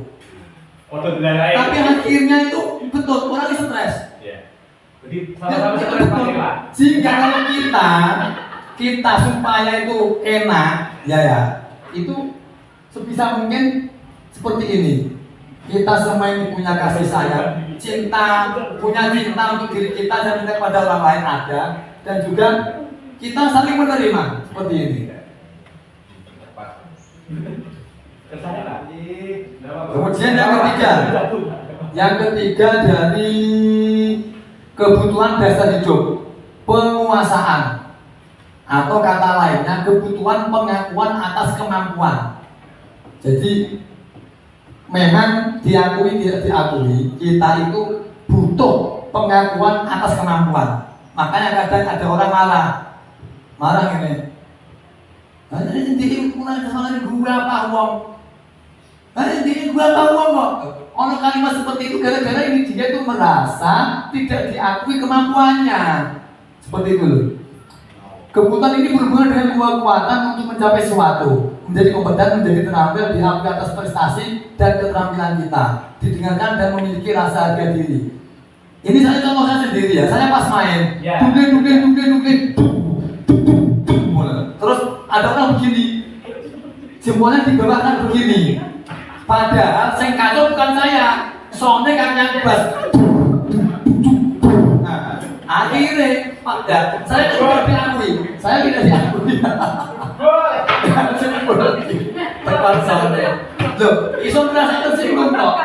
Ini karena kebutuhan pengakuan atas kemampuan tidak diakui orang. Bening, masuk akal agak Bu? Ya, kemudian yang keempat, ini kebutuhan dasar manusia. Yang keempat yaitu kebutuhan akan pilihan atau kebebasan. Nah, kebutuhan untuk bebas adalah kebutuhan akan kemandirian, otonomi, memiliki pilihan, dan mampu mengendalikan arah hidup seseorang. Anak-anak dengan kebutuhan kebebasan yang tinggi menginginkan pilihan. Mereka perlu banyak bergerak, suka mencoba-coba, tidak terlalu terpengaruh orang lain, dan senang mencoba hal baru dan menarik. Ini pas Pak Bu. Ini contoh diri saya sendiri. Jadi saya itu hobi ngorjen. Mulai ke pondok, hobi orjen. Tetapi saya dilarang orang tua. Akhirnya terjadi konflik. Sing salah sopo? Yo nek sing jenenge anak tetap salah, mesti kita wong tua. Tetapi secara ilmu di sini ini berarti saya itu menginginkan kebebasan, sak bener, punya pilihan-pilihan yang menurut saya ini sesuai dengan pilihan saya. Tetapi di situ saya dikasih pilihan yang lain. Nah akhirnya bermasalah. Begitu juga dengan anak didik kita, murid-murid kita, gitu loh. Jadi kita arahkan, oh, ini umpamanya dia itu mempunyai hobi di situ. Nah, ya kita biarkan, tetapi dengan arahan yang positif. Kita kawal. Kalau memang ini tumbuhannya padi, seperti tadi di awal, jangan kamu berharap menjadi nanti pohon jagung. Jadi kita biarkan padi ini tumbuh, kita rawat, jangan sampai ada omong-omong atau orang-orang yang mengganggu, jangan sampai ada tukang yang suka nakal untuk pakan sapi waktu nanti, terus jangan sampai kurang air, jangan sampai kurang pupuk, kita rawat. Kalau memang padi, kalau memang jagung kita rawat jagung, gitu loh. Seperti itu. Iya, kebebasan. Jadi seperti ini. Kemudian yang terakhir 5 kebutuhan dasar manusia yaitu kesenangan. Kebutuhan untuk merasa senang. Kebutuhan akan kesenangan adalah kebutuhan untuk mencari kesenangan, bermain dan tertawa. Jadi seperti saya tadi ajak cek sound 10%, cek sound 20%. Pak Toto belum. Oh iya, Pak Toto kita belum ya. Bisa diulang karena kita butuh untuk merasa senang. Jadi gini Pak, tapi saya ajak teman-teman untuk cek sound 10%, gitu Pak. Cek sound 20%, gitu Pak. Cek sound 50%, Nanti kalau cek sound 100%, gitu Pak. Ini namanya termasuk kebutuhan kesenangan. Senang kamu ya. Bayangkan Pak Makno, Oh. hidup tanpa kenikmatan apapun, betapa menyedihkan dunia ini, betul nggak Pak? Iya, tapi aku mau bayangin. Iya, seperti itu. Iya, sih. Ini seperti ini. Contohnya ada seperti ikan lomba-lomba, ada anjing, ada primata. Mereka bermain bertingkat-tingkat dengan sesuai tingkat intelijensi mereka sendiri. Itu sebenarnya mereka itu sedang mencari kesenangan. Kesenangan dengan seperti itu. Yang lomba-lomba lari ngejar kapal, terus nanti Renang, Pak. sesekali nyolot begini. Saya itu waktu ke Karimun Jawa dan berkali-kali itu sering lihat lomba-lomba. Makanya nanti kalau bisa kapan-kapan kita program ke Karimun Jawa, sudah bisa naik kapal dan lihat lomba-lomba, dan nanti juga kita bisa lihat tenang ikan biru, Ya. bisa diving, bisa snorkeling dan lain sebagainya. Apa dia? Ada masuk Pak Ali. Nah seperti itu. Lanjut. Rancang dulu. Nah ini, anak-anak dengan kebutuhan dasar kesenangan yang tinggi biasanya ingin menikmati apa yang dilakukan. Mereka juga bisa tinggi. Mereka suka bermain dan suka mengoleksi barang. Jadi kalau ada orang suka mengoleksi barang, anak-anak dewasa berarti itu memang lainnya karena untuk mendapatkan kesenangan. Jadi kebutuhan dasar hidup yang kelima, yang kesenangan, suka mengoleksi barang, bukan mau mengoleksi orang ya beli ya. Ya, Pak. Jadi itu mengoleksi barang bukan orang. Pak Edi mengoleksi orang. Orang. Gila. Suka bergurau itu termasuk. Makanya kalau Pak Edi senangannya guyon, jadi guyon, kadang saya nyambung, kadang saya orang. tinggal siang masing-masing ya. Tapi intinya itu untuk Satu lanjut. untuk kesenangan Pak Edi ya. Iya, seperti itu. Aduh. Dunia berkualitas. Saya tanya Pak Ali. Terakhir, terima kasih. Pak Ali, tak tanya Pak, jenengan apakah pernah merasa bahwa hidup jenengan itu merasa benar-benar berharga selama ini? Dari dulu sampai hari ini? Pernah? Jadi pernah? Saat apa ibu? Saat melahirkan atau saat apa ibu? Ini waktu baca beda-beda, mungkin pas melahirkan dia merasa sangat, jadi merasa sangat, kan saya juga kan, Bulila apa Bu? Pernah enggak Bu? Pernah? Ya. Pas apa itu Bu? Saya saat mengikuti seminar ini, Pak.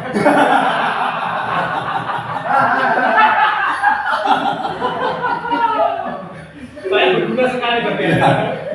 Itu yang namanya dunia berkualitas. Ya. Dunia berkualitas kita adalah tempat khusus dalam pikiran kita. Tempat kita menyimpan gambaran representasi dari semua yang kita inginkan.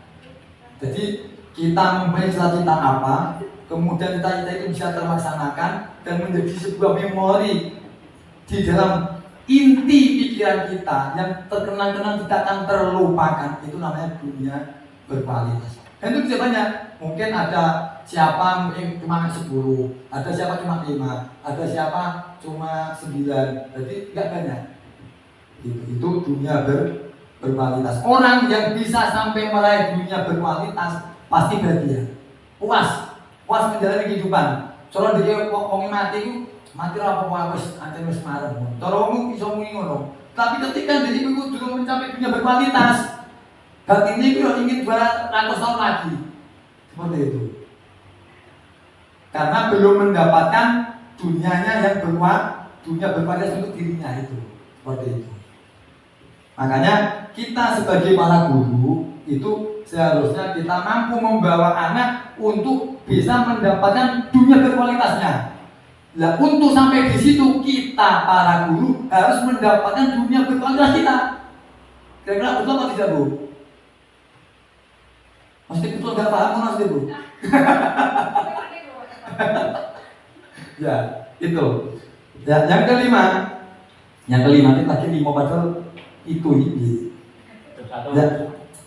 Mengapa tidak peraturan saja? Mengapa harus keyakinan kelas? Tadi kan yang kelima ini keyakinan kelas. Keyakinan kelas. Mengapa harus keyakinan kelas, tidak peraturan?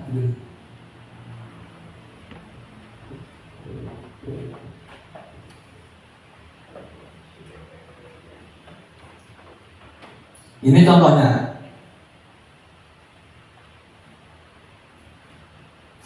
Jadi kalau peraturan ini seperti ini, selalu kembalikan buku ke tempatnya. Ini peraturan. Tetapi kalau keyakinan ini beda. Kalau keyakinan kira-kira apa, Bu? Kesehatan? Apa bentuk tanggung jawab? Keyakinan sebuah tanggung jawab? Apa keyakinan atau kudu sehat, kudu mengembalikan buku ke tempatnya, Bu? Apa aku harus menghormati orang lain sehingga harus mengembalikan buku ke tempatnya? Maksudnya apa begitu? Masuknya ke tanggung jawab. Jadi mempunyai keyakinan tanggung jawab. Oh, berarti kalau saya mengambil sesuatu harus bertanggung jawab mengembalikan ke tempatnya. Jadi keyakinan, jadi tanggung jawab, bukan peraturan. Peraturan mengambil. Kita sebagai guru harus sama seperti itu. Gitu. Kita tidak membuat anak buku yang diambil nanti diberikan ke temannya. Nah, tidak, itu berarti peraturan. Kalau keyakinan tidak, anak sudah yakin kuliah. Punya tanggung jawab, aku ditanggung jawab jika kudu bela kiri ringgunane seperti ini. Nah itu namanya antara peraturan dan keyakinan. Contoh yang lain bisa dilihat dan nanti bisa minta kayaknya kalau berkenan. Contoh seperti ini, dia akan menggunakan narkoba. Kalimat seperti ini peraturan. Oh, orang yang menggunakan narkoba, peraturan. Tetapi kalau dia itu berkeyakinan, oh aku kudunya sehat. Sehat kudune orang mlebuake racun ning awak. Narkoba termasuk racun. Akhirnya itu keyakinan namanya. Seperti itu. Itu keyakinan beda. Dengan peraturan. Rokok itu juga bayar. Biaya bisa tompes, kantong kempes. Maruf kempes. Bapak Ibu, yang lanjutnya pembelajaran yang kelima ini rada cepat saja ya. Berapa jam Pak ini? Baru setengah jam. Baru setengah jam? Kelewatnya. Oh, kelewat setengah jam. Mati ya Ibu. Rambutnya sih. Astagfirullahaladzim, tak ngerek Pak Cuma. Malah guyon gitu. Sudah lah berlaku 1 jam 27 tak kita lihat jam. Kamu rekod orang ini? Iya dong. Rekod apa? Orang kacau deh. Rekod Pak? Ya rak kacau. 1 jam 30 punya saya. Oke, tak cepat di sini nih kan? Enggak usah sekalian lah saya. Yang kelima adalah pembelajaran yang kelima adalah 5 posisi kontrol. 5 posisi kontrol. Makan siang ini ikut Ada 5. Ustaz tadi makan sore bareng malam. Ya. 5 posisi kontrol. Ini kita sebagai para guru ini harus tahu dengan 5 posisi kontrol. Jadi yang pertama penghukum, pembuat rasa bersalah, teman, pemantau, dan manajer. Kemudian kira-kira Bapak Ibu ini 5 posisi kontrol. Nah ini. Kalau penghukum, nah ini. Kalau penghukum, nah ini guru menghardik. Gue tahu siapa lah. Itu berarti penghukum itu dia itu. Menghardik, menunjuk-nunjuk. Ini kurang. Nah itu berarti itu. Makanya saya pada mempraktekkan kan terbiasa. Seperti siapa itu, Pak? Tetapi dia bilang, makanya saya pada mempraktekkan kan terbiasa. Yang enggak nyambung enggak apa-apa ya sebenarnya. Ya Pak, enggak nyambung saya. Ini ya, ini yang penghukum. Kemudian posisi kontrol yang kedua, ini membuat orang merasa bersalah. Jadi dia itu berceramah dan mengatakan seharusnya kamu itu harus begini. Kau seperti kan Pak Sepul kecewa, Pak Sepul itu malu. Kamu itu gimana sih ya? Ini akhirnya anak ini merasa bersalah. Nah, ini namanya membuat orang merasa bersalah. Posisi guru yang posisi kontrolnya di posisi membuat orang merasa bersalah. Kemudian ada lagi posisi guru itu yang di posisi teman. Nah, jadi bahasanya beda. Jadi dia itu membuatkan alasan-alasan untuk muridnya. Ini kalau ini kan jadi seperti ini, kan enak seperti ini, kan jadi seperti ini. Nah, seperti itu. Jadi memberikan pertimbangan. Jadi ini posisi teman. Ada yang bisa mencapai posisi pemantau. Jadi dia itu sudah cukup menghitung dan mengukur. Jadi memantau atau mengawasi. Anak-anak sudah tahu sendiri apa yang dikerjakan.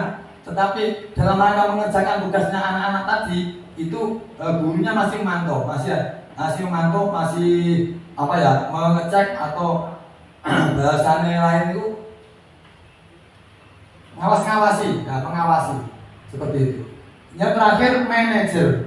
Jadi kalau posisi manajer, nah di sini ini guru bisa berada di posisi manajer, ini betul luar biasa. Kenapa? Karena anak ini sudah dididik sedemikian rupa sehingga dia itu sudah tahu apa yang harus dilakukan, keyakinan apa yang harus dikerjakan, sehingga anak ini tidak melakukan hal-hal yang negatif. Tapi anak ini sudah tahu hal-hal yang positif karena posisi manajer nanti di belakangnya ada. Seperti itu.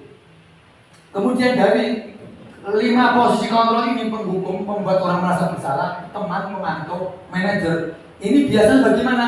Ya macam-macam. Kadang ada satu guru ini mungkin ke anak yang satu posisi teman, tapi mungkin nanti ke anak yang satu posisinya penghukum. Tapi mungkin nanti ke anak yang satu, yang lainnya maksudnya bisa posisi pemantau. Mungkin nanti ke anak yang lain bisa ke posisi manajer. Ini semua tergantung dengan situasi kondisi anak tersebut. Tetapi yang paling bagus, kita itu harus bisa membawa anak tersebut yang belum sampai ke tingkat manajer, kita bawa ke level manajer. Jadi kalau anak nanti masih di tahap teman, ya kita harus berupaya anak ini bisa mencapai tingkat kesadaran sehingga nanti posisi 5 kontrolnya ini masuk ke posisi manajer. Kita sebagai guru masuk ke posisi manajer, seperti itu. Bukan malah nanti merosot asalnya posisi teman, anak ini malah akhirnya larinya ke penghukum. Nah ini malah repot berarti. Seperti ini. Jadi ini termasuk luar biasa karena apa? Karena dulu saya tidak tahu seperti ini, tapi alhamdulillah masuk CGP janjinya kayak rasa-rasa baru tahu seperti ini, agak semangat saya. Terus akhirnya dengan berjalan waktu, oh ternyata ini masuk ya, cocok ya. Dong saya semangat. Karena semangatnya akhirnya saya bingung diri. Tak tinggal imannya emang tak lakukan tinggal tambah ribut. Si malakama saya. Pertanyaan-pertanyaan. Ya, ini saya mencoba kuning. Kamu tidak pernah benar, ya. Kamu tidak pernah benar melakukannya. Ini kira-kira posisi di apa ini, Bu? Coba dengan Bu yang nomor 2. Yang kedua benar. Kamu tidak pernah benar melakukannya. Ketika ada guru mengatakan seperti ini kepada seorang siswa, kira-kira apa benar? Gimana, Bu? Posisinya penghukum, pemberi merasa bersalah, orang merasa bersalah, kemudian teman, kemudian posisi apa jenis manajer, yang kelima, yang keempat itu posisi apa namanya itu pengawas komando. Pemberi rasa bersalah, dicoba Bu. Ternyata penghukum Bu. Alhamdulillah, Buning sudah paham sehingga jawabannya salah.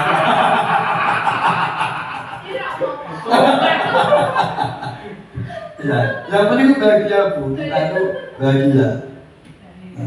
Cek 10% berbilang. Cek 10%.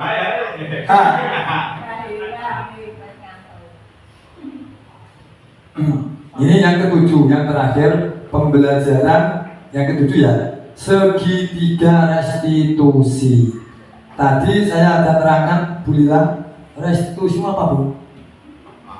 Bukan restitusi, no. Terus tadi ambil segitiga. Restitusi itu apa Bu? Lupa Bu?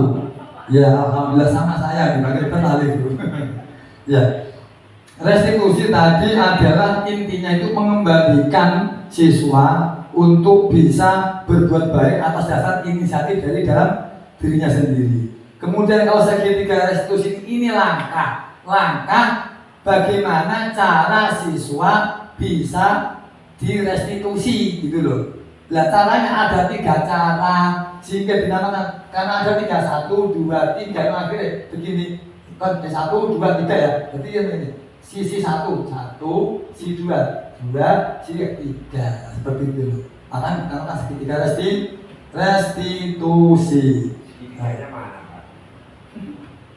Sebentar Pak, ini baru saya Pak. Nah ini alhamdulillah sudah bisa keluar. Nah segitiga restitusi. Jadi seperti ini. Yang pertama yang dilakukan untuk segitiga restitusi adalah yang nomor satu, menstabilkan identitas. Ketika identitas sudah stabil, kemudian kita memvalidasi kebutuhan. Setelah validasi kebutuhan terjawab, kemudian kita menanyakan kebutuhan, menanyakan keyakinan. Aku sih dari laki itu sengaja. Ya, jadi yang pertama menstabilkan identitas. Ketika identitas sudah stabil, nanti kita validasi kebutuhan. Ketika validasi kebutuhan sudah terjawab, maka nanti kita menanyakan keyakinan. Setelah ini terpenuhi semua, maka nanti perubahan akan terjadi. Seperti itu. Ini menstabilkan identitas itu untuk apa? Nah, tujuannya itu untuk membuat anak yang merasa gagal karena berbuat salah menjadi positif terhadap dirinya sendiri. Diakui tidak diakui siapapun orangnya, ketika melakukan kesalahan mesti menyesal, merasa salah, gelo, itu biasa. Yo mesti, aku sendiri seperti itu. Ya, kita stabilkan. Ngomong, aneh bocah itu tahu nyobek buku ini kancane. Jadi bareng nyobek, ketika kita menang, kue itu pikiran lo di buku malah lo supaya gue kancamu. Malah semakin tertekan, tapi beda. Kita stabilkan. Jangan sampai dia itu merasa gagal karena berbuat salah. Jadi kita ngomong berbuat salah itu hal biasa, Mbak Lila. Kamu jangan nakal, kamu ya, Mbak Lila. Kok jangan nakal? Berbuat salah itu biasa ya, Mbak Lila. Manusiawi. Pak saya sendiri tidak pernah melakukan kesalahan, bila itu muridnya biasa pernah melakukan kesalahan, tapi setelah melakukan kesalahan, pasti tidak mengulang. Itu biasa, nggak apa-apa. Nah, ketika dia ngomong itu tuh, hati ini dia tertekan. Oh iya, itu seperti itu. Nah, setelah identitas stabil, ya kan? Nah, nanti lanjut yang kedua, lah kita memvalidasi kebutuhan. Yaitu apa? Yaitu membantu murid mengenali basic need. Basic need. Nah, ini bahasa Inggris seperti Bu Dewi. Basic need itu artinya kebutuhan dasar yang ingin dipenuhinya ketika melakukan kesalahan itu. Pada dasarnya, setiap tindakan tujuannya adalah memenuhi kebutuhan dasar. Apakah itu penguasaan, apakah itu kebebasan, apa itu kasih sayang, dan rasa ingin diterima, apa itu karena kesenangan, apa itu karena bertahan hidup. Jadi ditanyakan dulu, jadi divalidasi lagi itu mau apa sih kayak buku. Numpak kau ini wajib nulis paling betul ada buku kono itu bukunya malah berkenaan loyo aneh ini semua apa? Oh, masa nulis butuh nulis toh, dalam di buku. Kan divalidasi. Nah, seperti itu. Akhirnya seperti ini, guru bisa berkata, kamu bisa saja kan melakukan hal yang lebih buruk, tapi kamu tidak melakukannya. Kamu pasti punya alasan mengapa melakukannya. Loh, jadi kan kau ini sama buku ini kau obong menerangkan kan tidak lakoni. Kalau mau obong sih, nah, lo orang ini, ya, maukah kamu belajar cara lain untuk mendapatkan yang kamu butuhkan tanpa harus memukul atau mencoba? Terus buku. Maukah kamu belajar dengan cara lain untuk mendapatkan kertas kosong dengan cara kamu tidak mencoba bukunya kan bisa kan? Jadi seperti itu, kita validasi kebutuhannya. Setelah terjawab, nah ini kita menanyakan keyakinan. Yang kedua terjawab, akhirnya kita menanyakan keyakinan. Yaitu dengan anak melihat kesalahannya dihubungkan dengan norma sosial. Jadi norma sosial dan nilai-nilai yang mendasari manusia berinteraksi dengan orang lain. Dan ini buku menunggu itu sopan tawaran, buatan Pak. Yang menunggu itu cara agama itu dosa buatan itu sopan. Dan itu nih cara sekolahan menunggu itu melanggar aturan, melanggar keyakinan buatan. melanggar keyakinan anggota Tuhan ya Pak ya, saya salah. Melanggar patriot. Kita nyadar keyakinanmu kebiye. Keyakinan saya begini Pak, kita harus menghormati barang orang lain. Kita harus menghargai milik orang lain. Kita harus bersahabat dengan orang lain. Nah, tapi seperti diri apa yang harus dilakukan. Ini namanya segitiga restitusi. Dan kemudian yang terakhir refleksi. Bapak Ibu, ini ada pertanyaan. Hal baru apa yang merubah paradigma saya yang saya dapatkan?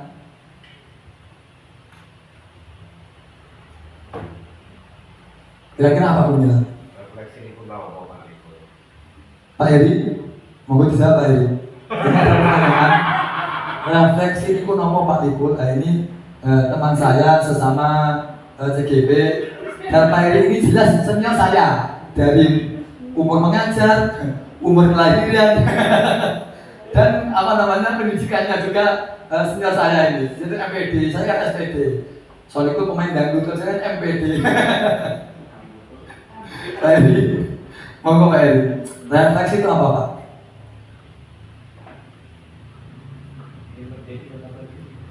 Menjadi nyatakan apa?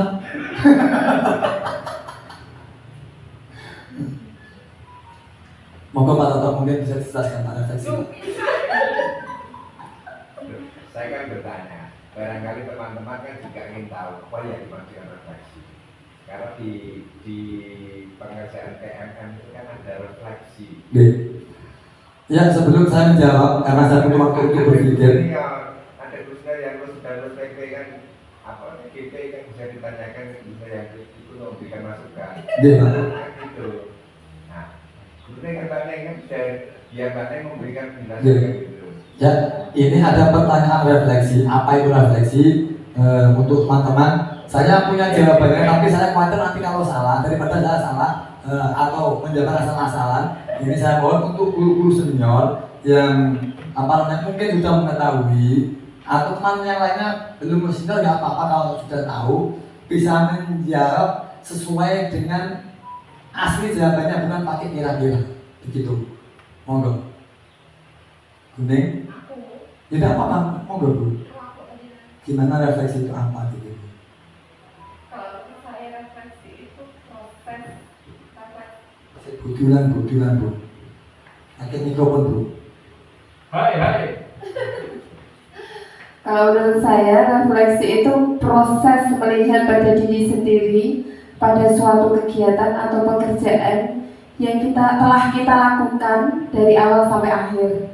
Misalnya salah satu contohnya kita merefleksi tentang pembelajaran kita sehari-hari. Misalnya kita merefleksi dari awal sampai akhir, apakah kekurangan dari pembelajaran saya, apa yang perlu saya revisi, apa yang perlu saya tindak lanjut. Kalau misalnya refleksi diri pada yang lain, misalnya tentang, kalau tadi kan tentang segitiga restitusi ya. Nah, kita bisa melihat atau merefleksikan kekurangan dari diri kita terhadap penanganan murid. Jika murid kita melakukan kesalahan, apakah yang kita lakukan terhadap murid kita itu sudah benar atau belum? Kita itu termasuk sebagai kategori penghukum atau kita sebagai manajerial dan sebagainya. Itu kalau refleksi menurut saya Pak Riko. Kalau mungkin ada yang perlu dibenahi, silakan monggo Pak Riko untuk dibenahi kembali. Kalau mungkin masih ada yang kurang atau penjelasan saya belum lengkap. Terima kasih. Ya, terima kasih Buning tentang penjelasannya tentang refleksi. Yang mungkin teman-teman, itu saya ulang, mungkin teman-teman ada yang bisa menambahi dari jawaban Buning atau menyanggah dari jawaban Buning. Monggo. Bu Nisti, gimana Bu? Bu Lila, Pak Eli, cukup. Ya, wis dengar tadi kita ikhlasai. Ya, Bapak Ibu, refleksi intinya adalah kita mengkaji ulang apa yang sudah kita lakukan tadi dan kemudian kita mencari solusinya atau kita seperti ini bisa merubah kita apa tidak dengan apa yang sudah kita ketahui sebelumnya. Seperti ini. Tadi kita sudah menerangkan banyak keterangan seperti tadi. Kemudian apakah setelah melihat keterangan itu kita menjadi berubah dalam berparadigma? Apa kita masih seperti itu? Kalau saya, alhamdulillah, setelah mempelajari modul ini, saya sudah bisa mengkaji apa yang pernah saya lakukan, apa yang pernah saya lewati itu ternyata banyak kesalahan, banyak kekurangan, sehingga saya harus menerapkan ilmu ini. Walaupun terkadang masih kelocok jebule balik ning modul awal seperti itu. Tetapi dalam pikiran saya sudah agak terkenal sedikit. Oh, ternyata ini mau aku keliru, melanggar istilahnya itu cara-cara yang ada di modul 1.4 seperti itu. Kemudian yang kedua, perasaan apa yang muncul selama mengikuti sesi ini? Apakah jenengan susah karena mendengarkan ocehan saya? Atau bagaimana gitu? Khususnya mengenai makna disiplin dan motivasi intrinsik. Gimana Pak Edi? Setelah ikut ini Pak, apa bahagia? Apa menambah pengetahuan? Apa malah semakin tidak tahu Pak? Semakin bingung gitu loh Pak? Lebih berat Pak, mengacaukan pikiran saya. Oh. Ya, jadi memang seperti itu. Terkadang ketika kita mempelajari sesuatu itu, seperti saya sendiri, tidak tambah pintar, tapi tambah kacau, tambah bingung, atau tambah ruwet. Tapi ada juga yang mencerahkan, tapi ada sisi lain itu tidak ada apa-apa, nggak ada apa-apa, nggak mencerahkan, nggak ngacau gitu. Tetapi kalau saya pribadi, untuk di modul ini, saya akui benar-benar ini yang dulu saya beranggapan seperti tadi ya, saya harus disiplin. Ini sebuah tekanan, sebuah keharusan yang harus saya lakukan ini karena demi atasan. Kemudian ini saya lakukan demi nama baik.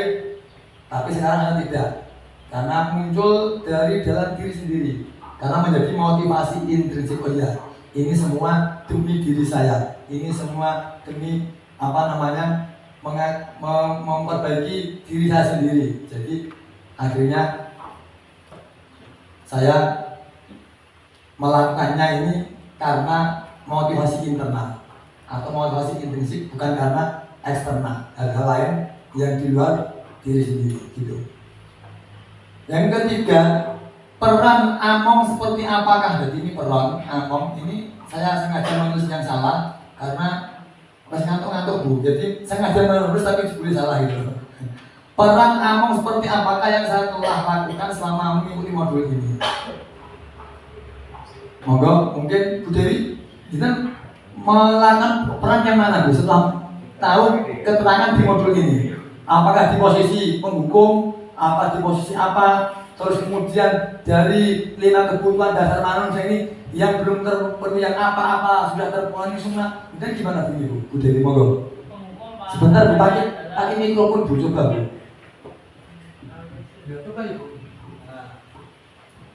Terima kasih Pak Solikul Hadi atas kesempatan yang diberikan.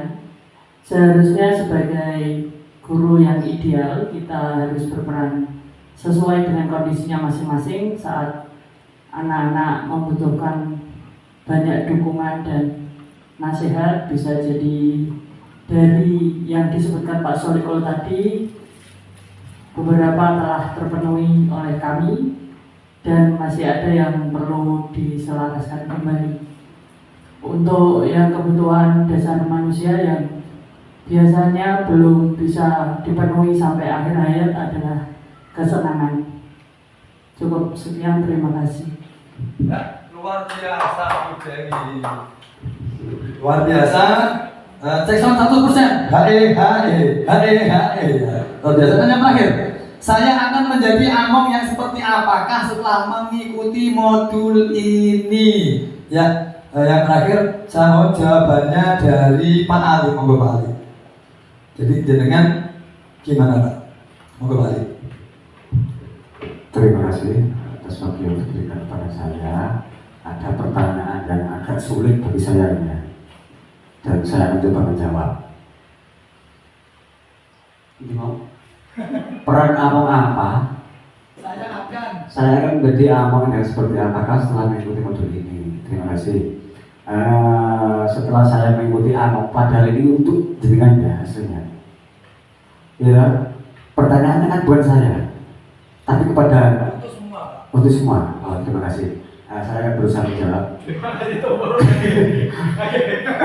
Sudah dari pagi tadi sampai siang ini saya menjelaskan ocehannya Pak Nikol, penjelasan secara gamblang dan sangat gamblang, sangat jelas sekali sampai hilang. Saya akan berusaha menjadi among yang bisa ngomong untuk anak-anak didik saya supaya anak-anak didik saya itu semakin ke depan semakin tetap bergembira dalam menerima pelajaran, mereka lebih semangat, mereka lebih senang, sehingga anak-anak itu akan rindu untuk selalu belajar, akan selalu hadir setiap harinya untuk mengikuti pelajaran. Terima kasih. Ya, terima kasih Pak Ali atas jawabannya, dan saya di sini kira cukup. Oleh karena itu, kepada seluruh Bapak Ibu, dari saya pribadi, saya ingat al-insanu mahal khotok wanisyan. Al-insanu utawi manungsa iku mahal khotok, nggon keliru, wanisyan lan nggon lali. Sehingga ketika saya melakukan sebuah kekeliruan atau hal apa yang di situ menjadikan tidak berkenannya Bapak Ibu semua, saya pribadi mengucapkan mohon maaf yang sebesar-besarnya. Tidak di antara ini saja, semua dari dulu sampai hari ini dan nanti akan datang. Kalau saya ada kesalahan, ada kekhilafan, saya mohon maaf yang sebesar-besarnya. Itu dipanggil. Begitu juga dengan kalian semua, dari dulu sampai hari ini sampai akan datang. Kalau ada kesalahan, insya Allah juga saya maafkan. Dan akhirnya dari saya mengucapkan terima kasih. Jazakumullah khairul jazaa, jazakumullah khairan katsira. Amin Allahumma amin. Wassalamualaikum warahmatullahi wabarakatuh. Waalaikumsalam warahmatullahi wabarakatuh.